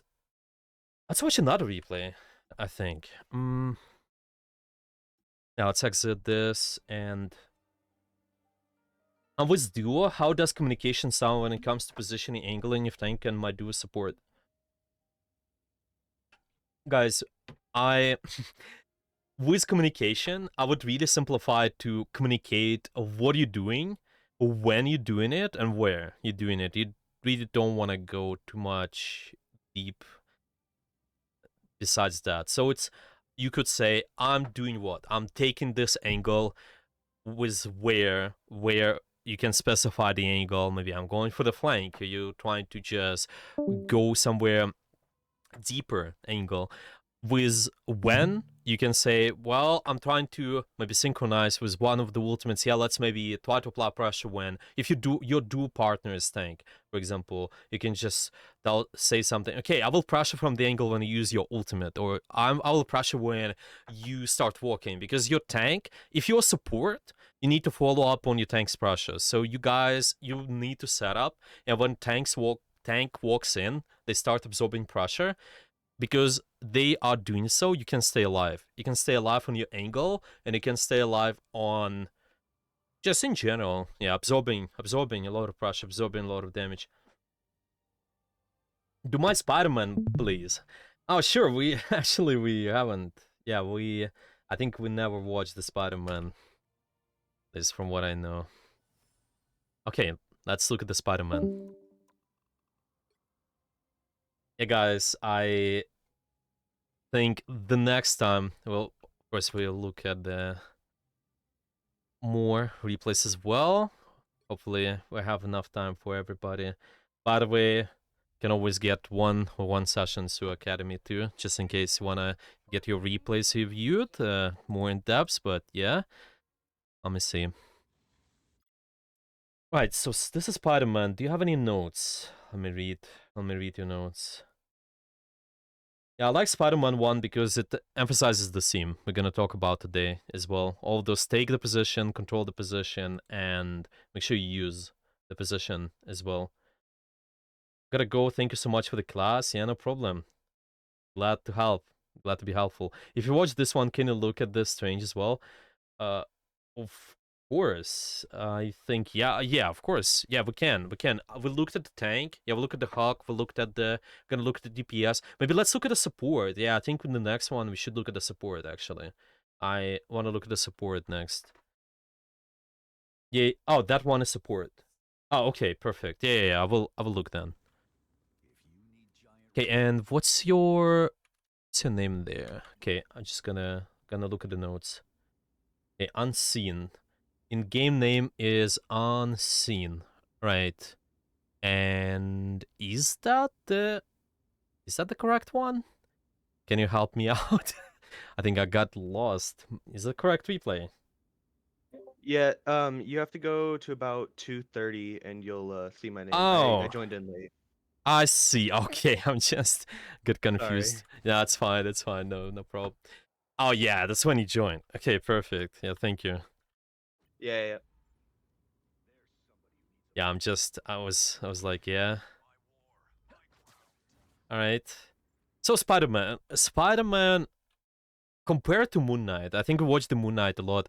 You have even more mobility, so you literally gonna be sitting in their backline, and when we're getting pushed, using the backline is your fallback option. You can try to exist there, and that's why on Spider-Man it's so important to not just swing towards your team, in my opinion, but rather swing back to an angle where you came from, go towards the flank, go back, and use HP packs. Use HP packs more, in my opinion. Use HP packs, and that's where you can stay alive. You have a lot of mobility. And mechanically, this is really tough character, but to just simplify, you need to hit your stuff when you have sticky on the character, because there are a bunch of videos. Yeah, you can watch those. I think Necro's quite good on Spider-Man, and mechanically they tell you, okay, you can do this and that combo, but really it doesn't matter what you do. Just make sure you hit something when I have sticky on them, when they're marked. If they're marked, and remember, if you hit, then the mark is off, so you gotta try to replace it again. Alright, so right away, I think you need to place your web. So it's just high momentum, just feels a little bit slow at the start. Why it feels slow? I'm curious. Yeah, so it gets stuck in the wall. That would happen. Yeah, and this is what might happen, by the way, guys. If you try to just go from point A to B, if you're using the main lane, a lot of times there are going to be those difficulties. You might hit something, or you might get poked. Of course, it's the spawn, but I just want you to notice the pattern, how important it is. You usually want to try to go towards the sides a little bit more. Try to, if you have more mobility, try to take deeper angles, go towards the side. And in this case, well, you could just go do diagonal web this way, or I can do diagonal web on the right side, and then this drags you in, gets you more momentum as well. This is high web too. It's not too bad, of course. It's just what usually happens when we creating this more linear engagement. Okay, let's see. So this is basically what I want you to be careful with. Again, I'm going from the main doorway towards the main. Again, instead, I would try to just take it slower, try to go somewhere on the side. Let's say I take right side here, and try to engage from there, or take the left side. But I think the right side is more beneficial because you have more vertical space and you can take it as Spider-Man. It can create the destruction. And maybe, of course, maybe you can transition from setting up to engagement real quick, but don't forget that it's always take the position, make sure I'm in control, and then using it. Because if you forget this, then you might just end up behind your team. You might just go back towards them unnecessarily. You don't need to. So see, in this case, if you finish the Spider-Man, you found him isolated, yeah, be careful. Make sure you kind of keep staying on and maybe go even deeper. Yeah, actually you do that. Yeah, nice. But be careful. I would just go on. So it's instead of the main, kind of try to go towards the side a little bit more. I think just for the sake of not getting randomly shot at from main. Yeah, so you're not being pressure from the main. Okay, decent. We set up on the angle, and then you execute the kill, go towards the HP pack, and repeat the cycle. So I'm on the angle and try to do something from here. Yeah, set up differently is also fine. If you recognize that the enemies are coming from somewhere else, then it's fine. But especially on, yeah, honestly, any character, again, if I do some anticipation in who might be where, you guys need to press tab more. You need to always check and try to anticipate. Think, the enemy team, okay, what do they got? They got Spider-Man, they got Wolverine, Hulk, this is a flyer, the Iron Man as well. And there's quite a lot of mobility, so you expect them to take similar angles to you. And this is what you'll notice. I'm just gonna zoom out. This guy's actually gonna take top here and try to just establish their own pressure. And if you know that, it can make your decision making better. You can just contest this over here, expect somebody to come out maybe from here or on the top right as well, and make sure you instantly there and just expect them. Yeah, expect them to be in those locations, kind of mark them, push them back, and later use those angles to your advantage. When we're done watching Spider-Man, I know we already watched Rocket, but I want to see what I was doing good at and what I was bad at. Yeah, I think sure. Yeah, hopefully we have enough time. I just want to make sure. Yeah, I want to make sure we have enough. Yeah, let's watch one more fight. One more fight, Spider-Man, and we can watch one of the support. I think I promised there was one replay wanted to watch, and maybe we can also watch Rocket. Okay, so we're setting up, right, later fighting. So it just feels a little bit awkward because we didn't have as much uptime, right? We kind of been on the right side and then eventually went back. Good punishment of the of that angle over here. Yeah, this Iron Man, I think, get punished by us. Okay, good. And what's gonna happen next? So we sitting on point, sure, setting up. Yeah, I think, okay, from what we mentioned, I think it's decent. It's definitely a decent direction we take in with the setup. It definitely seems that, you know, the essentials, you sit in the backline, maybe what can help, in my opinion.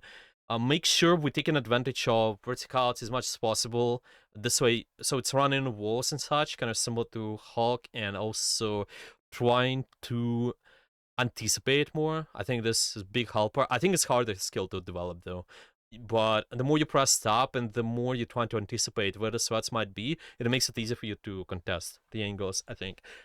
Read a brief, I know it's a brief look, but I think it's from the lens of our team today, it's decent. It's good. Right, let's watch another one. So I promised to watch the... Yeah, so Sarah. Let me look. Can you watch this code? Yeah, I can. Okay, so this one, Cloak and Dagger. Now let's watch this one. And the notes are, I know a lot of people are asking for replays, but here's mine. I play a lot of Cloak and Dagger. I feel like playing more stationary support versus Rocket mobility support would be super helpful. What could I have done better on the attack side? Let's watch. And your name is Boa Hancock. Okay, so it is... Yeah, I'll just escape and go here. Much replays. Here's yours. I'm gonna copy. Here we go. 8 minutes. 8 minutes, and we want to watch the attack. Let's do that.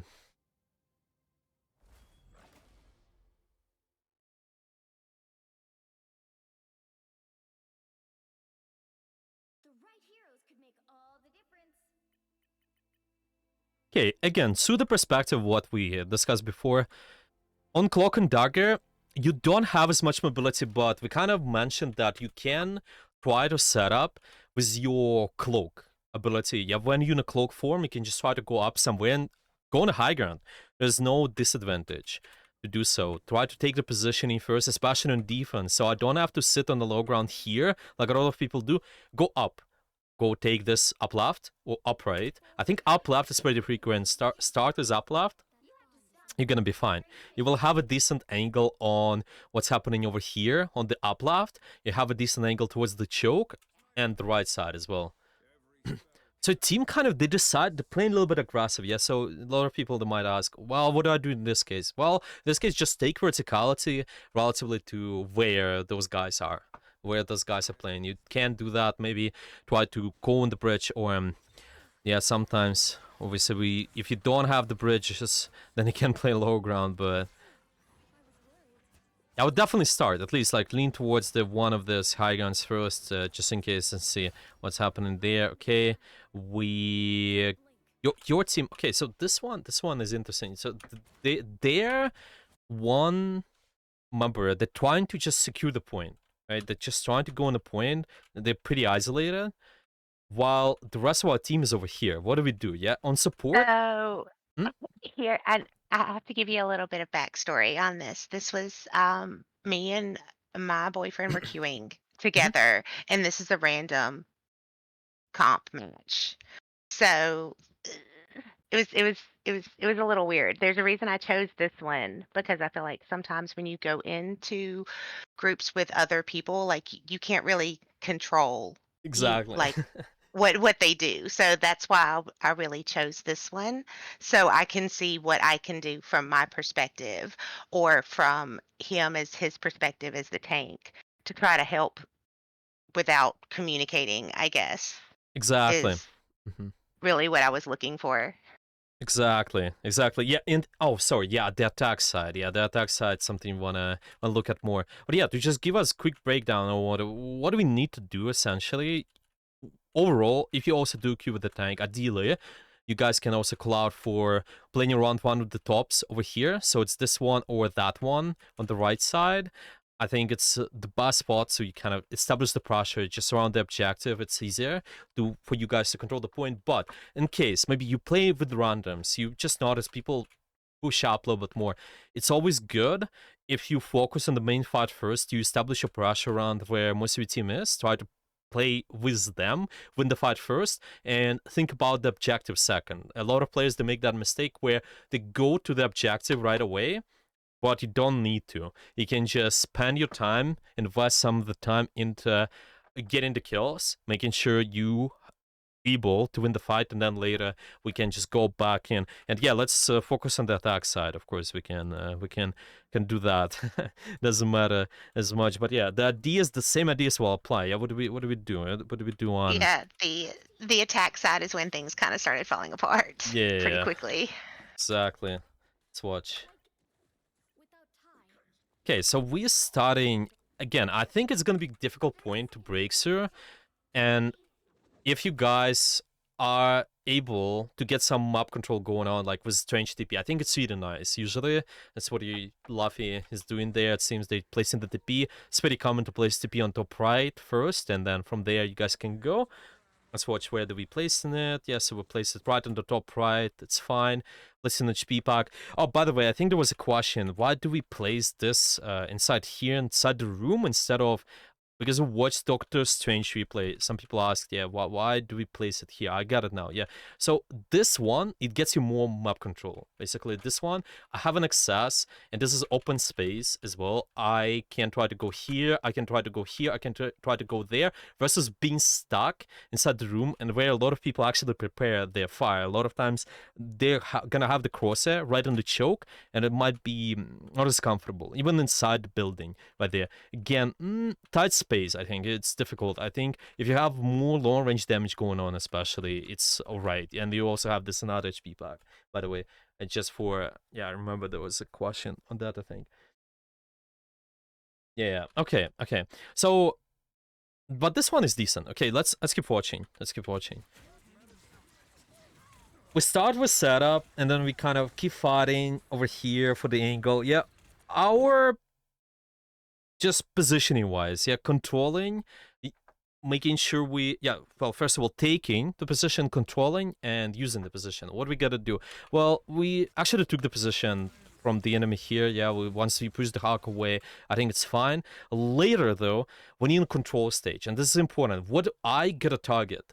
What you usually target as support is either, and any character, to be honest, it's either what's killable, I think, so you recognize that, okay, somebody's low, like this hawk is low, well, it might be good reason to shoot when you're in this control stage, yeah, because they've been contesting you maybe as well, yeah, there's something you want to push away, but later, see, your target priority, once you recognize, this hawk is not killable, it should be on this angle on the left, yeah, we kind of didn't even notice, yeah, I think this is one of the things you need to pressure. I need to be in control of the angle. I need to make sure as support and maybe DPS, you guys don't have as much people, get the threats out. Yeah, anybody who's pushing you, check out, look around at the corners. It might take you some time. Maybe with your decisions, you'll be slower at the start, but the more you pay attention to this habit, the easier it's going to be for you to control the point. It's going to be easier for you to just stay on the objective. Yeah, well, stay in the position wherever you are. And seeing there, I would maybe don't be in the cloak form. I would kind of keep shooting and actually go after this widow on the left side. Keep shooting the black widow, and you'll be fine. And from here, don't need to drop as well. Your perfect range is, even though you got the widow. Let's say, okay, we got the widow. We keep staying here, and your shots on cloak and dagger, there's some delay between the shots, so you can do the peek shoot as well if you want. You can use this horizontal structure, try to just kind of go forward a little and then shoot, go back, go forward a little, go back. Why do you do that? Is because we're trying to reduce our hitbox, just minimize our hitbox. So maybe you can try to use this cover. Is this right side, peek out, shoot, and then you minimizing your hitbox this way, just for the sake of map control. And again, remember, when do we decide to give up the position, to give up the angle? Only if we recognize big chance of getting a kill, or maybe you're saving something, which is not the case in here too, yeah? There's, I think the hawk, it's not as killable, and even though it would be killable, it still can kill him from the position where you are. It just sometimes, to give you an example, I'm staying here, somebody's inside the room, really low, and recognize one shot would kill them. In this case, give up the position and kill them. And later, you probably can retake it again, but now it's just, maybe we don't need to. Yeah, hopefully that makes sense. By the way, any questions? Yes, it makes sense. Yeah, any questions, Thank guys? Yeah, any questions from you as well? Because we're looking at the replay for Sarah. Sorry, if I'm not pronouncing the name correctly. Yeah. It's okay, yeah. It's Yeah, okay. yeah. You got it. So any questions so far as well? Maybe anything specific you're interested in? No, so far, like, you have actually showed me a lot, to be honest. Yeah, it was just kind of a couple of fights, but yeah. Because yeah, but I mean, even still though, like I see a lot of missed opportunities there with like the taking cover, and sometimes I don't really realize that I can heal from far away because I start panicking when I start seeing that people are dying. So my first reaction is to jump down and like just go into panic mode and start like throwing out every cooldown that I have to keep that person alive. Yeah, I guess. Makes sense. I think it's really a lot of times in support, if you guys, it's just in general, you able to anticipate who will take the pressure, and also pressuring the important enemy angles. You just making sure that they are not threatening towards your team and putting pressure on them. Then, well, in case of the Widow, for example, I shoot the Widow, my team is not taking damage. You're not able to, you're just not gonna heal your team as much because of it, and because you're anticipating who will go on the enemy team, who will take an angle. Maybe I know, okay, there's Spider-Man, they will contest me. Widow, they will contest me. So it's basically you're starting here and I'm going on the angle somewhere. Let's kind of skip through. Yeah, let's say maybe I'm here. I'm expecting the Spider-Man to be on the back line. Maybe the Widow to also try to big sharper angle. Typically, this is where you can make some expectations, and maybe your crosshair placement is gonna be better. Maybe it's gonna be easier to punish. It seems that those guys are not taking advantage of the angles as much, though. They're kind of stuck in the choke. We'll probably expect the Spider-Man to be somewhat deeper, if possible. I think they'll also play around this. Maybe try to go towards HP pack. You can even use the spawn in some cases, like I mentioned. I think you can always go deeper. Yeah, stuff like that. Yeah, I would just watch the last replay. I want to watch the raccoon one. I don't know. Anybody guys, if you have any suggestions. I wanted to watch the raccoon one because I really liked the France one we watched. I think it's always satisfying to see if you guys have good angle control. And again, I think somebody showed me the raccoon one. Let me find one. Hey, I really appreciate it. Thank you so much. Yeah, no problem. Yeah, any questions you got later as well, feel free to message, and yeah, maybe tag me as well. We'll be glad to help. Sorry, do you mind checking the strange on that VOD real quick? I think somebody else is also asking in chat. Yeah, so yeah, I was asking for the strange one. Yeah. Yeah. So, okay. Can you? So it's in VOD viewing channel, or is it on the? Oh, is it the No, same? it's the same VOD. Yeah, the same replay. The strange on that one. Okay, Laffy. Yeah. Sure. Let's do that.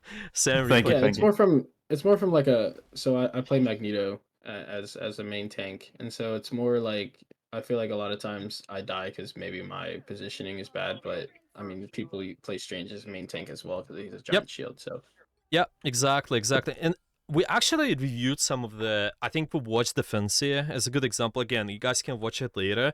A lot of your position, even though you main tank, remember, it's not about that you have to play really close to your team most of the time. It's mostly about that you're able to absorb the most of the pressure from the enemy team. If there's a lot of damage coming in, I can just shield that damage and first of all, make sure I'm protected. Oh, sorry, Laffy. Yeah, so Laffy, we can watch them and just see, okay, how is that happening, yeah? Are we absorbing a lot of pressure? I think, first of all, do you want to watch the attack part as well, or do you want to... Yeah. The attack part was the hardest one. Yeah, the attack part was the hardest. Yeah, I think really, first of all, think about your TP placement. I think your TP was good. The start was decent. Why not? You can do... Yeah, I was the one who asked as well about the TP placement before. Yeah. The only thing, as I mentioned before, if you have more long range going on, more long range pressure, that's where it makes sense to place it on the right. I said it again. Yeah. Inside the room, if you have more close range pressure, if I have more melee characters going, then place it inside the room. In case of your comp, I think you will have more advantage out of the open TP, so that's one more to the right. So my Venom can take... I don't think the DPS followed the TP, they went their own way. Yeah, exactly. This one as well. So it's as I mentioned, it's mostly about your tool. It's your tool, first of all. Obviously, your team comp can educate what you do with your positioning. It doesn't matter what, the TP or just in general, but I think it's definitely not the priority. You think, kinda, and this is just slight adjustments you can do. I think it's not gonna maybe influence like a lot. Yeah, maybe you guys do Q. Okay, so Cloak and Dagger, there's more longer range support. You guys play together. You also more longer range on Doctor Strange. So I think it's okay if you place it towards the open, towards the right, a little towards there is fine. Maybe you got more melee character with you. Maybe, let's say you duke you with Thor, okay? In this case, I think it's fine if you actually go inside more, yeah? But I'll definitely make the judgment based on the big picture. I think makes it easier with all the placement. Again, not too big of a difference, to be honest. All the TPs are decent enough. It's more about when you're the high tier play, they're trying to sneak in those extra percentages of value. And this is how they, just... We also have a very dive-heavy team comp, and I felt like it was basically mostly me and the supports only making pressure in the main choke point. I didn't know how to kind of play around that. That's alright. So, the good TP, at the start, so the only thing is, it's it was the same as we mentioned about the support. You secured the position, you took the position, let's say that, and you kind of also pushed the angles back, so you're in this control stage part, again, 3 steps: taking, controlling, and then using the position. I done controlling space, but not entirely. At this time, you need to slow down and check. Okay, what's going on? Is there more pressure?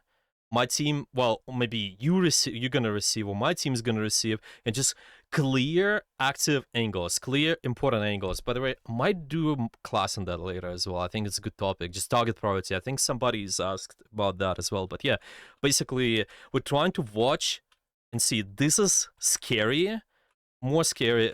Your team's more afraid of that compared to what's on the low ground because of how much burst they have and how the line of sight is just so oppressive. They can see. I think I left that alone because I saw my Star-Lord going straight up to that angle when we left the TP.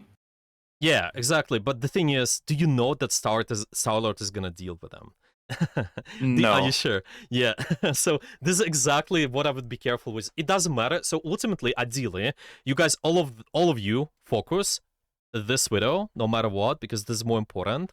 And later, you can try to do something else towards the objective. Clear angles first and do something else later. And yeah, solo queue mindset, you need to prioritize the high priority target. Don't just think, well, assume your team's gonna do something. I think, well, it might be, but maybe not. And it's usually just make sure you secure this first. It will be fine later, pretty much. Yeah, I was focusing the Hulk because I saw he overextended, but then I kind of panicked because I thought he was dead and he wasn't. Yeah, so the start was really good. This is what you want to achieve. This is what you want to recognize. You done controlling space. What it is about to you is you forcing cooldowns. What are you forced? Just, by the way, if you Forced a bubble, I'm pretty sure, from both Cloak and Dagger and Hulk. Exactly, really good.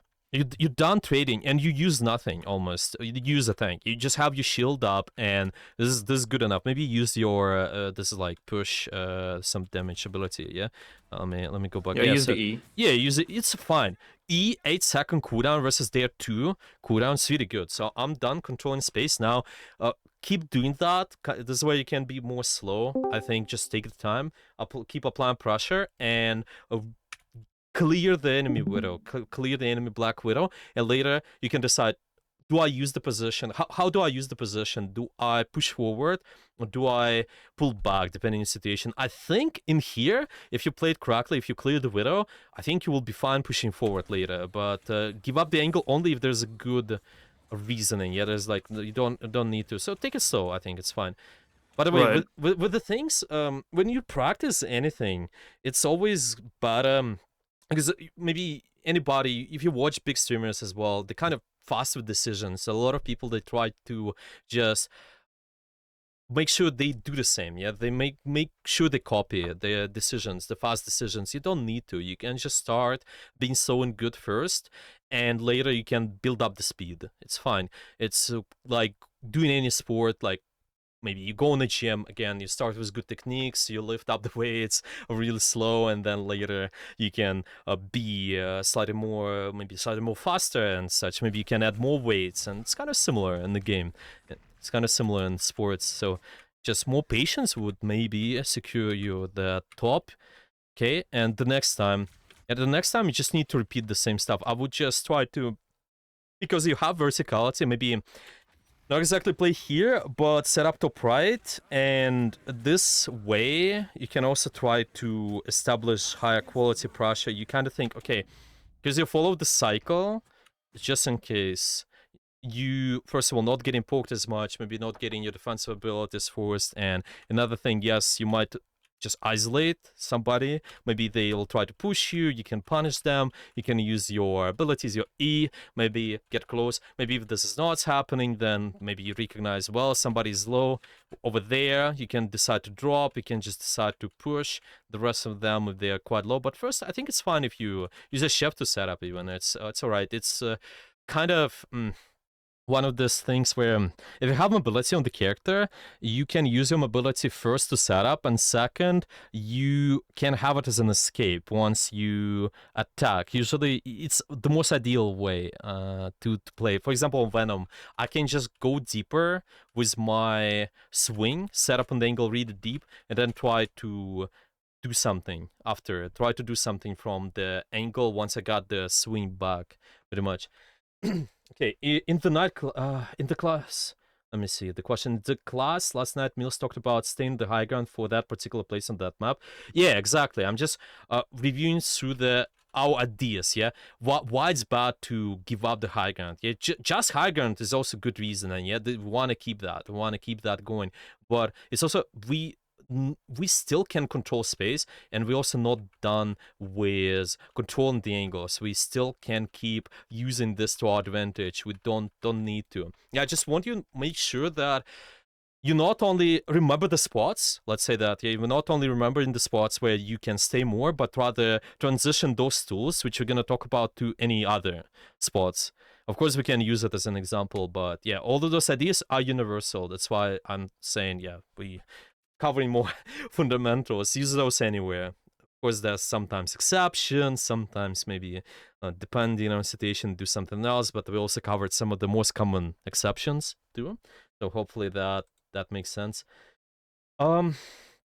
Guys, I think, well, we got quite a few replays. Well, do you want to keep watching? Well, I could keep watching for just 20 minutes more.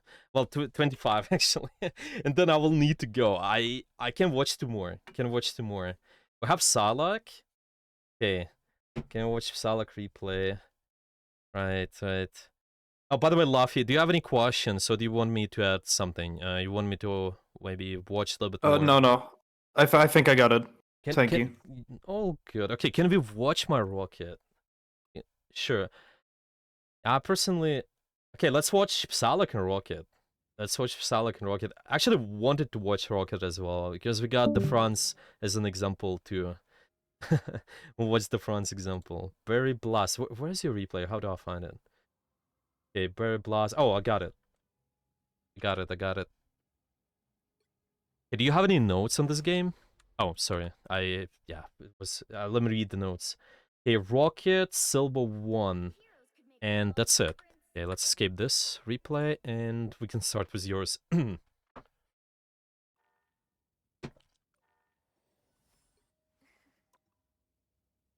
Match replays, search, and we get in it. Something's off. Well, let's try again. Found it. Midtown. Okay, Midtown, and your name. What's your in-game name, Berry Blast? Oh, it's your Rocket. Yeah, it's right there, Berry Blast. Okay, let's watch it. Yeah, I will say on this specific game though, also the game before this, the defense kind of sucked until the end when I kind of actually hold a choke point with Rocket. So do you want to watch the attack then? Because you played better there, or? I rather want to watch what I struggle at rather than what I'm good at. That's fine. Because like if I only focus on what I'm good at, I'm not really gonna improve that well. Yeah, that's all right. I think, okay, I always say it this way: it's okay to watch the times where you try to bust, but you still did not succeed. Maybe you still you felt really bad, I think, for whatever reason. But if you try to bust, I think, yeah, and you felt like you struggled, yeah, we can watch that one. Yeah, so watch the start, watch the defense, or so until the end, pretty much I was either trying to hold a choke points or an angle, and then help heal from there because geometry on Rocket's a bit finicky, at least for me. So I try getting off angles to then heal to where I know I can get vantage points. But for most of the time, I would either get targeted by the Scarlet, as you can see there, or something else. But most of the time, I would just try to hold back. And this match specifically, I try not shooting my rocket or my minigun way too much compared to my last one. I see. I felt more like DPS. I see. Actually, I think it's fine. Again, something I mentioned about the supports in general. If you guys are able to set up your win conditions around the damage first and heal second, I think it's fine. A lot of people actually struggle with, I think, overhealing unnecessarily. So if you lean towards the side, setting up around the damage win condition, it's fine. But meanwhile, make sure you also have the sightlines on what your team is doing, making sure that we supporting the most active angles. I think it might be good to do masterclass on that This too. this Polypacific thing though, I did focus a bit too much on the spawn, and I forgot that they were moving. Ah, you guys spawn cam right away. You guys just okay. You I just followed my team, and I was just holding. yeah, it's good. It's good. That's what you gotta do. You gotta follow where most of your team is fighting. This one guy didn't even join the fight, but yeah, Yeah, it's fine. I can get a lot of D or CDs. Right, right. Okay, so just for this specific thing, to be able, I like that we took the angle on the high ground, get some additional verticality is always nice. Trying to anticipate what you have as an escape option, maybe also trying to think, okay, I'm using this horizontal and vertical structure at the same time to reduce your hitbox. So you're gonna be kind of moving, it's more diagonal movement, going a little bit left towards the back, and this way you kind of just minimize your hitbox. So see, when you do this, you can keep doing the peak shooting. So you have this delay between the shots. If you want to heal something, if you want to, maybe you want to heal this juice main, and then you can just try to peak shoot, and you will be fine, I think. Yeah. Yeah. So. Okay. Actually, yeah, it's the enemy team. So yeah, you will be, you will be healing somebody. Maybe like Thor, for example, dive in the backline. Maybe there's somebody on your Star-Lord. Yeah. So Scarlet Witch, yeah, sure, they can contest you, but see, it's kind of similar on. We talked about Doctor Strange, yeah, how they been on the Hulk and they could deal with Widow. So it's similar to you. Once you dealt with this, don't forget that this still exists. Don't get greedy. Yeah, you don't Yes, want to and- chase. Yeah, exactly. So you don't chase. You kind of keep playing here and shoot, but keep this in mind where they are. Yeah, we actually ended up. Yeah, let's watch. So they kind of keep the same angle going, and this is where if you have enough awareness, and this is we talked about in the control phase part, because you make some anticipations that they might still contest you. Your crosshair placement is going to be slightly better, and you maybe can punish that. So right there, where could they go? Usually Scarlet Witch, they try to go somewhere up with their dash as well, and they try to, well, they will try to go towards their team as well to get some additional supports, especially maybe at the let's say, it's just the higher tier you go, the more deeper angle they take, but usually the tendency is around the silver, gold, plat, I think, is that a lot of players, they tend to go back towards their team, something you can take advantage of, and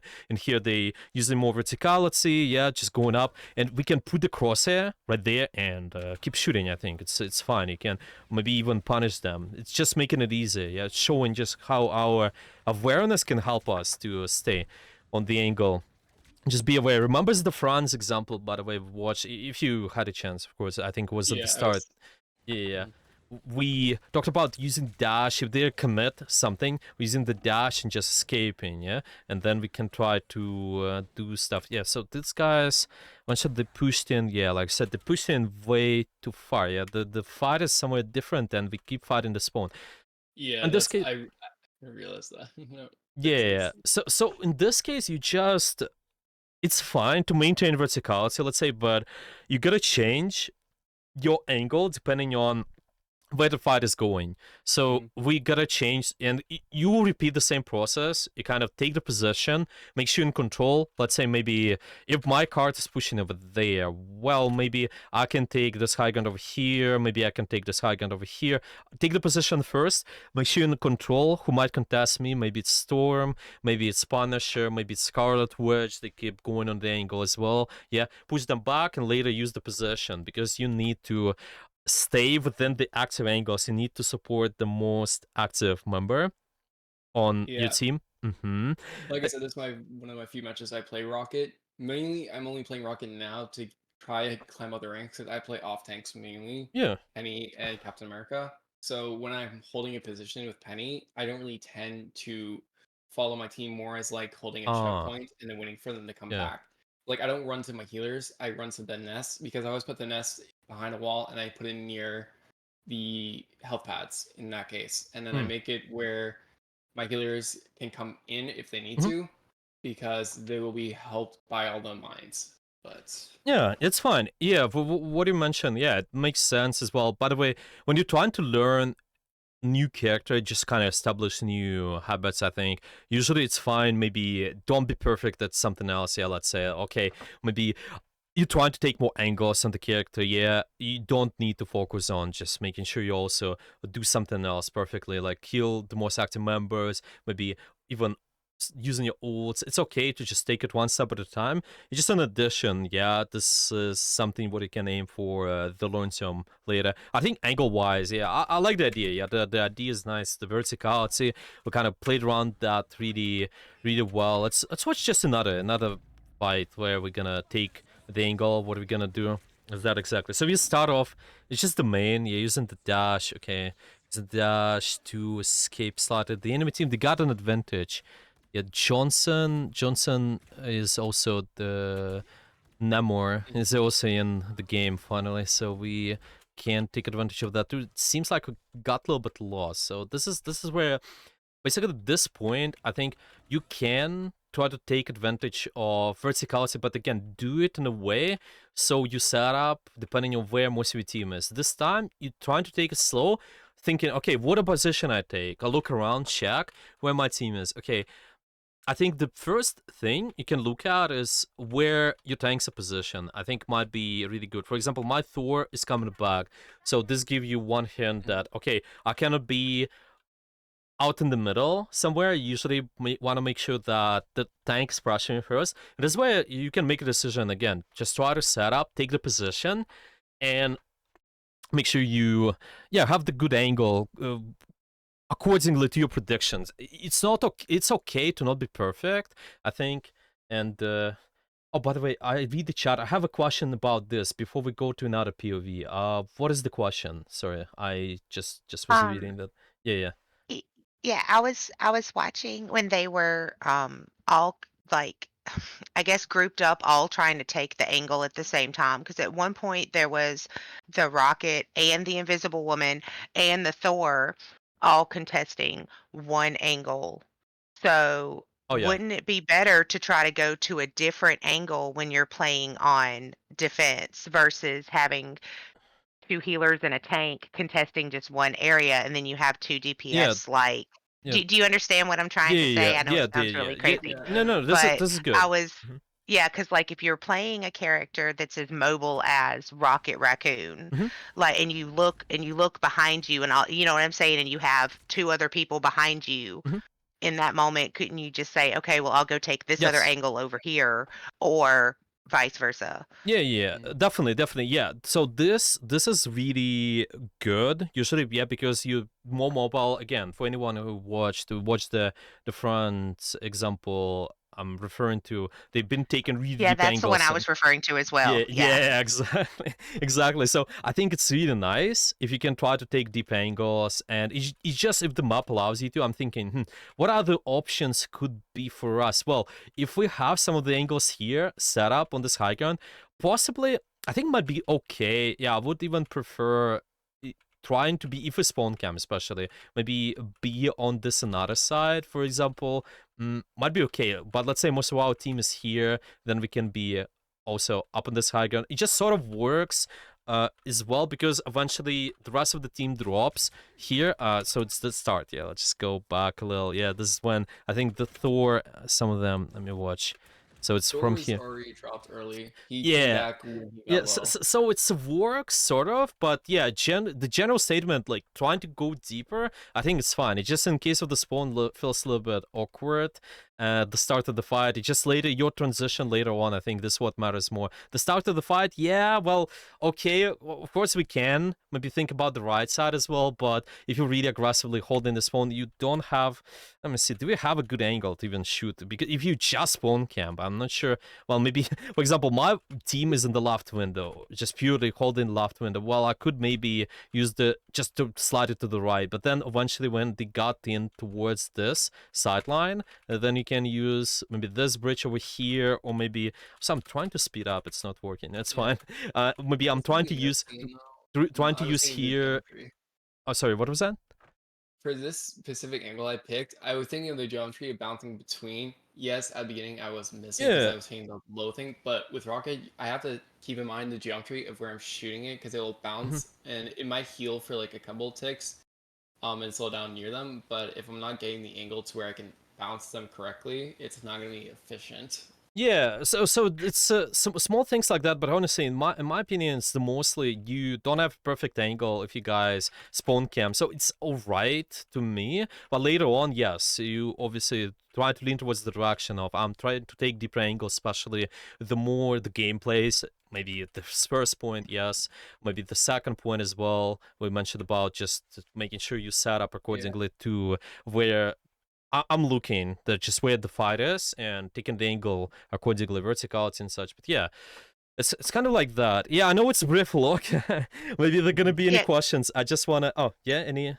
Yeah, Anything because on I this? was asking mainly for this map in particular because this map has, I mean, has high ground for absolute days everywhere. Yeah, that's true. So if you so It's like yeah, so inside if there. you're Yeah. if yeah, like if you're playing a character that does have a lot of mobility, instead of having 2 or 3 people contest just one angle, wouldn't it be more efficient to, okay, well they have it here, so I'm gonna go over here. Yeah, no, as I said, yes. It's just make sure you Yeah. contribute to the same area, and you also using your so it's effective range cover to your potential, and you're gonna be fine. It's just the only problem. For example, I'm a Zerkun. I could be somewhere over here, for example, but I think this way too close. As Zerkun, I'm not like I could be literally sitting like in Syria. I could be sitting here. I have a lot of mobility, right? But at the same time, this is really short angle.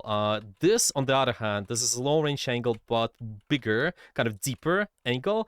But you don't have a clear shot, at least at the start. Like if you're shooting the spawn, if I'm thinking I'm shooting right here, yeah, this is not maybe the most clear, the best position. So at the start it's fine, sort of, yeah, but later we definitely, yeah, you will need to transition. The most of the time, like we watching the fronts, they constantly on the angle. So this is yeah, just kind of more of a this is a little bit tricky situation as well. Usually don't spawn camp as well. People usually play around the tops and they're making sure the fight is here and the choke, and then you can kind of surround. So in the case of Rocket, well, for example, my team is on the left, some of the angles are here. I can be maybe right side here, have the long sideline while also have another angle of attack and stuff like that. So yeah, you're right, as I mentioned. Yeah. Oh yeah. If we were to go quickly to the end of the defense on the third one, where I held it, I was at an angle behind a statue. The attack wasn't the issue. At the defense, I hold kind of around there. That's where the defense was about to get their point, and it was. Yeah, so it's another. Let me see. So it's right. Yeah, they got. I'm Right talking at the about end. the defense, like when I'm blocking, more or less. The offense went a bit smoother. It was more or less for me where I actually was holding it better towards the end because, as you can see, I was holding the choke point by the statue mainly. Oh, Not, okay. Yeah, so it's not that I wouldn't prefer maybe the even later. Yeah, that's what you're saying. Yeah, probably. Mhm. Yeah. No, it's yeah. For example, here. Okay, just to break this down real quick. Okay, let's go back. Maybe right at the start. I think when because there's quite a lot going on in there. Okay, I think. Now, kind of hold around this angle. The placement of your drone as well. You can place it behind the wall. In here, okay, the thing you can prefer. Let's maybe go back even, so it's gonna be more clear. Yeah. So this is when the fight breaks in. Because right before the fight, we can anticipate, okay, what my angles are doing, and what. Meanwhile, also do the mobility thing. Try to go, if possible, try to take deeper angle. See, your angle in terms of range is completely fine to me. But the thing is, you're not distracting the enemy team to look at you as much. So I would think, okay, what are my options? What I could do maybe about... I would even try to utilize one of this top right high grounds, for example. Or if this is not broken, well, it's kind of broken just but you can still hold, maybe use this one and see the anticipation. The fight is happening over here, for example. I gotta push this past the past this choke point because you have more numbers as well. So it's kind of, you always look, okay, set up, control the position, then later make a decision. Do I take another angle? Do I push? And I think if you have good angle setup, it's easy for you to follow up and just kind of get the stagger. So I wouldn't play in the back unless there's a big reason for that. Let's say what the reason can be is maybe using the ultimate, maybe you're trying to also secure the kill. I think somebody's really low, just in case you can also do that. But I think most of the time, yeah, you want to try to go somewhere like over here would work. Again, you distract them, what they will do? They will try to push you, use your dash, you try to escape, yeah, maybe use your dash, stay alive, try to kind of exist a little bit more. But there, you're not forcing them to go on you, so your dash is just sitting there constantly the entire time. Just to give you an example. Maybe to refer, I'm just gonna exit because this is gonna make the stream lag a little. I'm just gonna exit the replay, show you this again, just to refer to the front. We watched this one on the first point, where they take in really deep angle and they force an enemy movement, they force an enemy actions, and once, so see, just to show you real quick, this is the first point attack, and we're going on the left side, all the way left, and later the enemy's pushing us.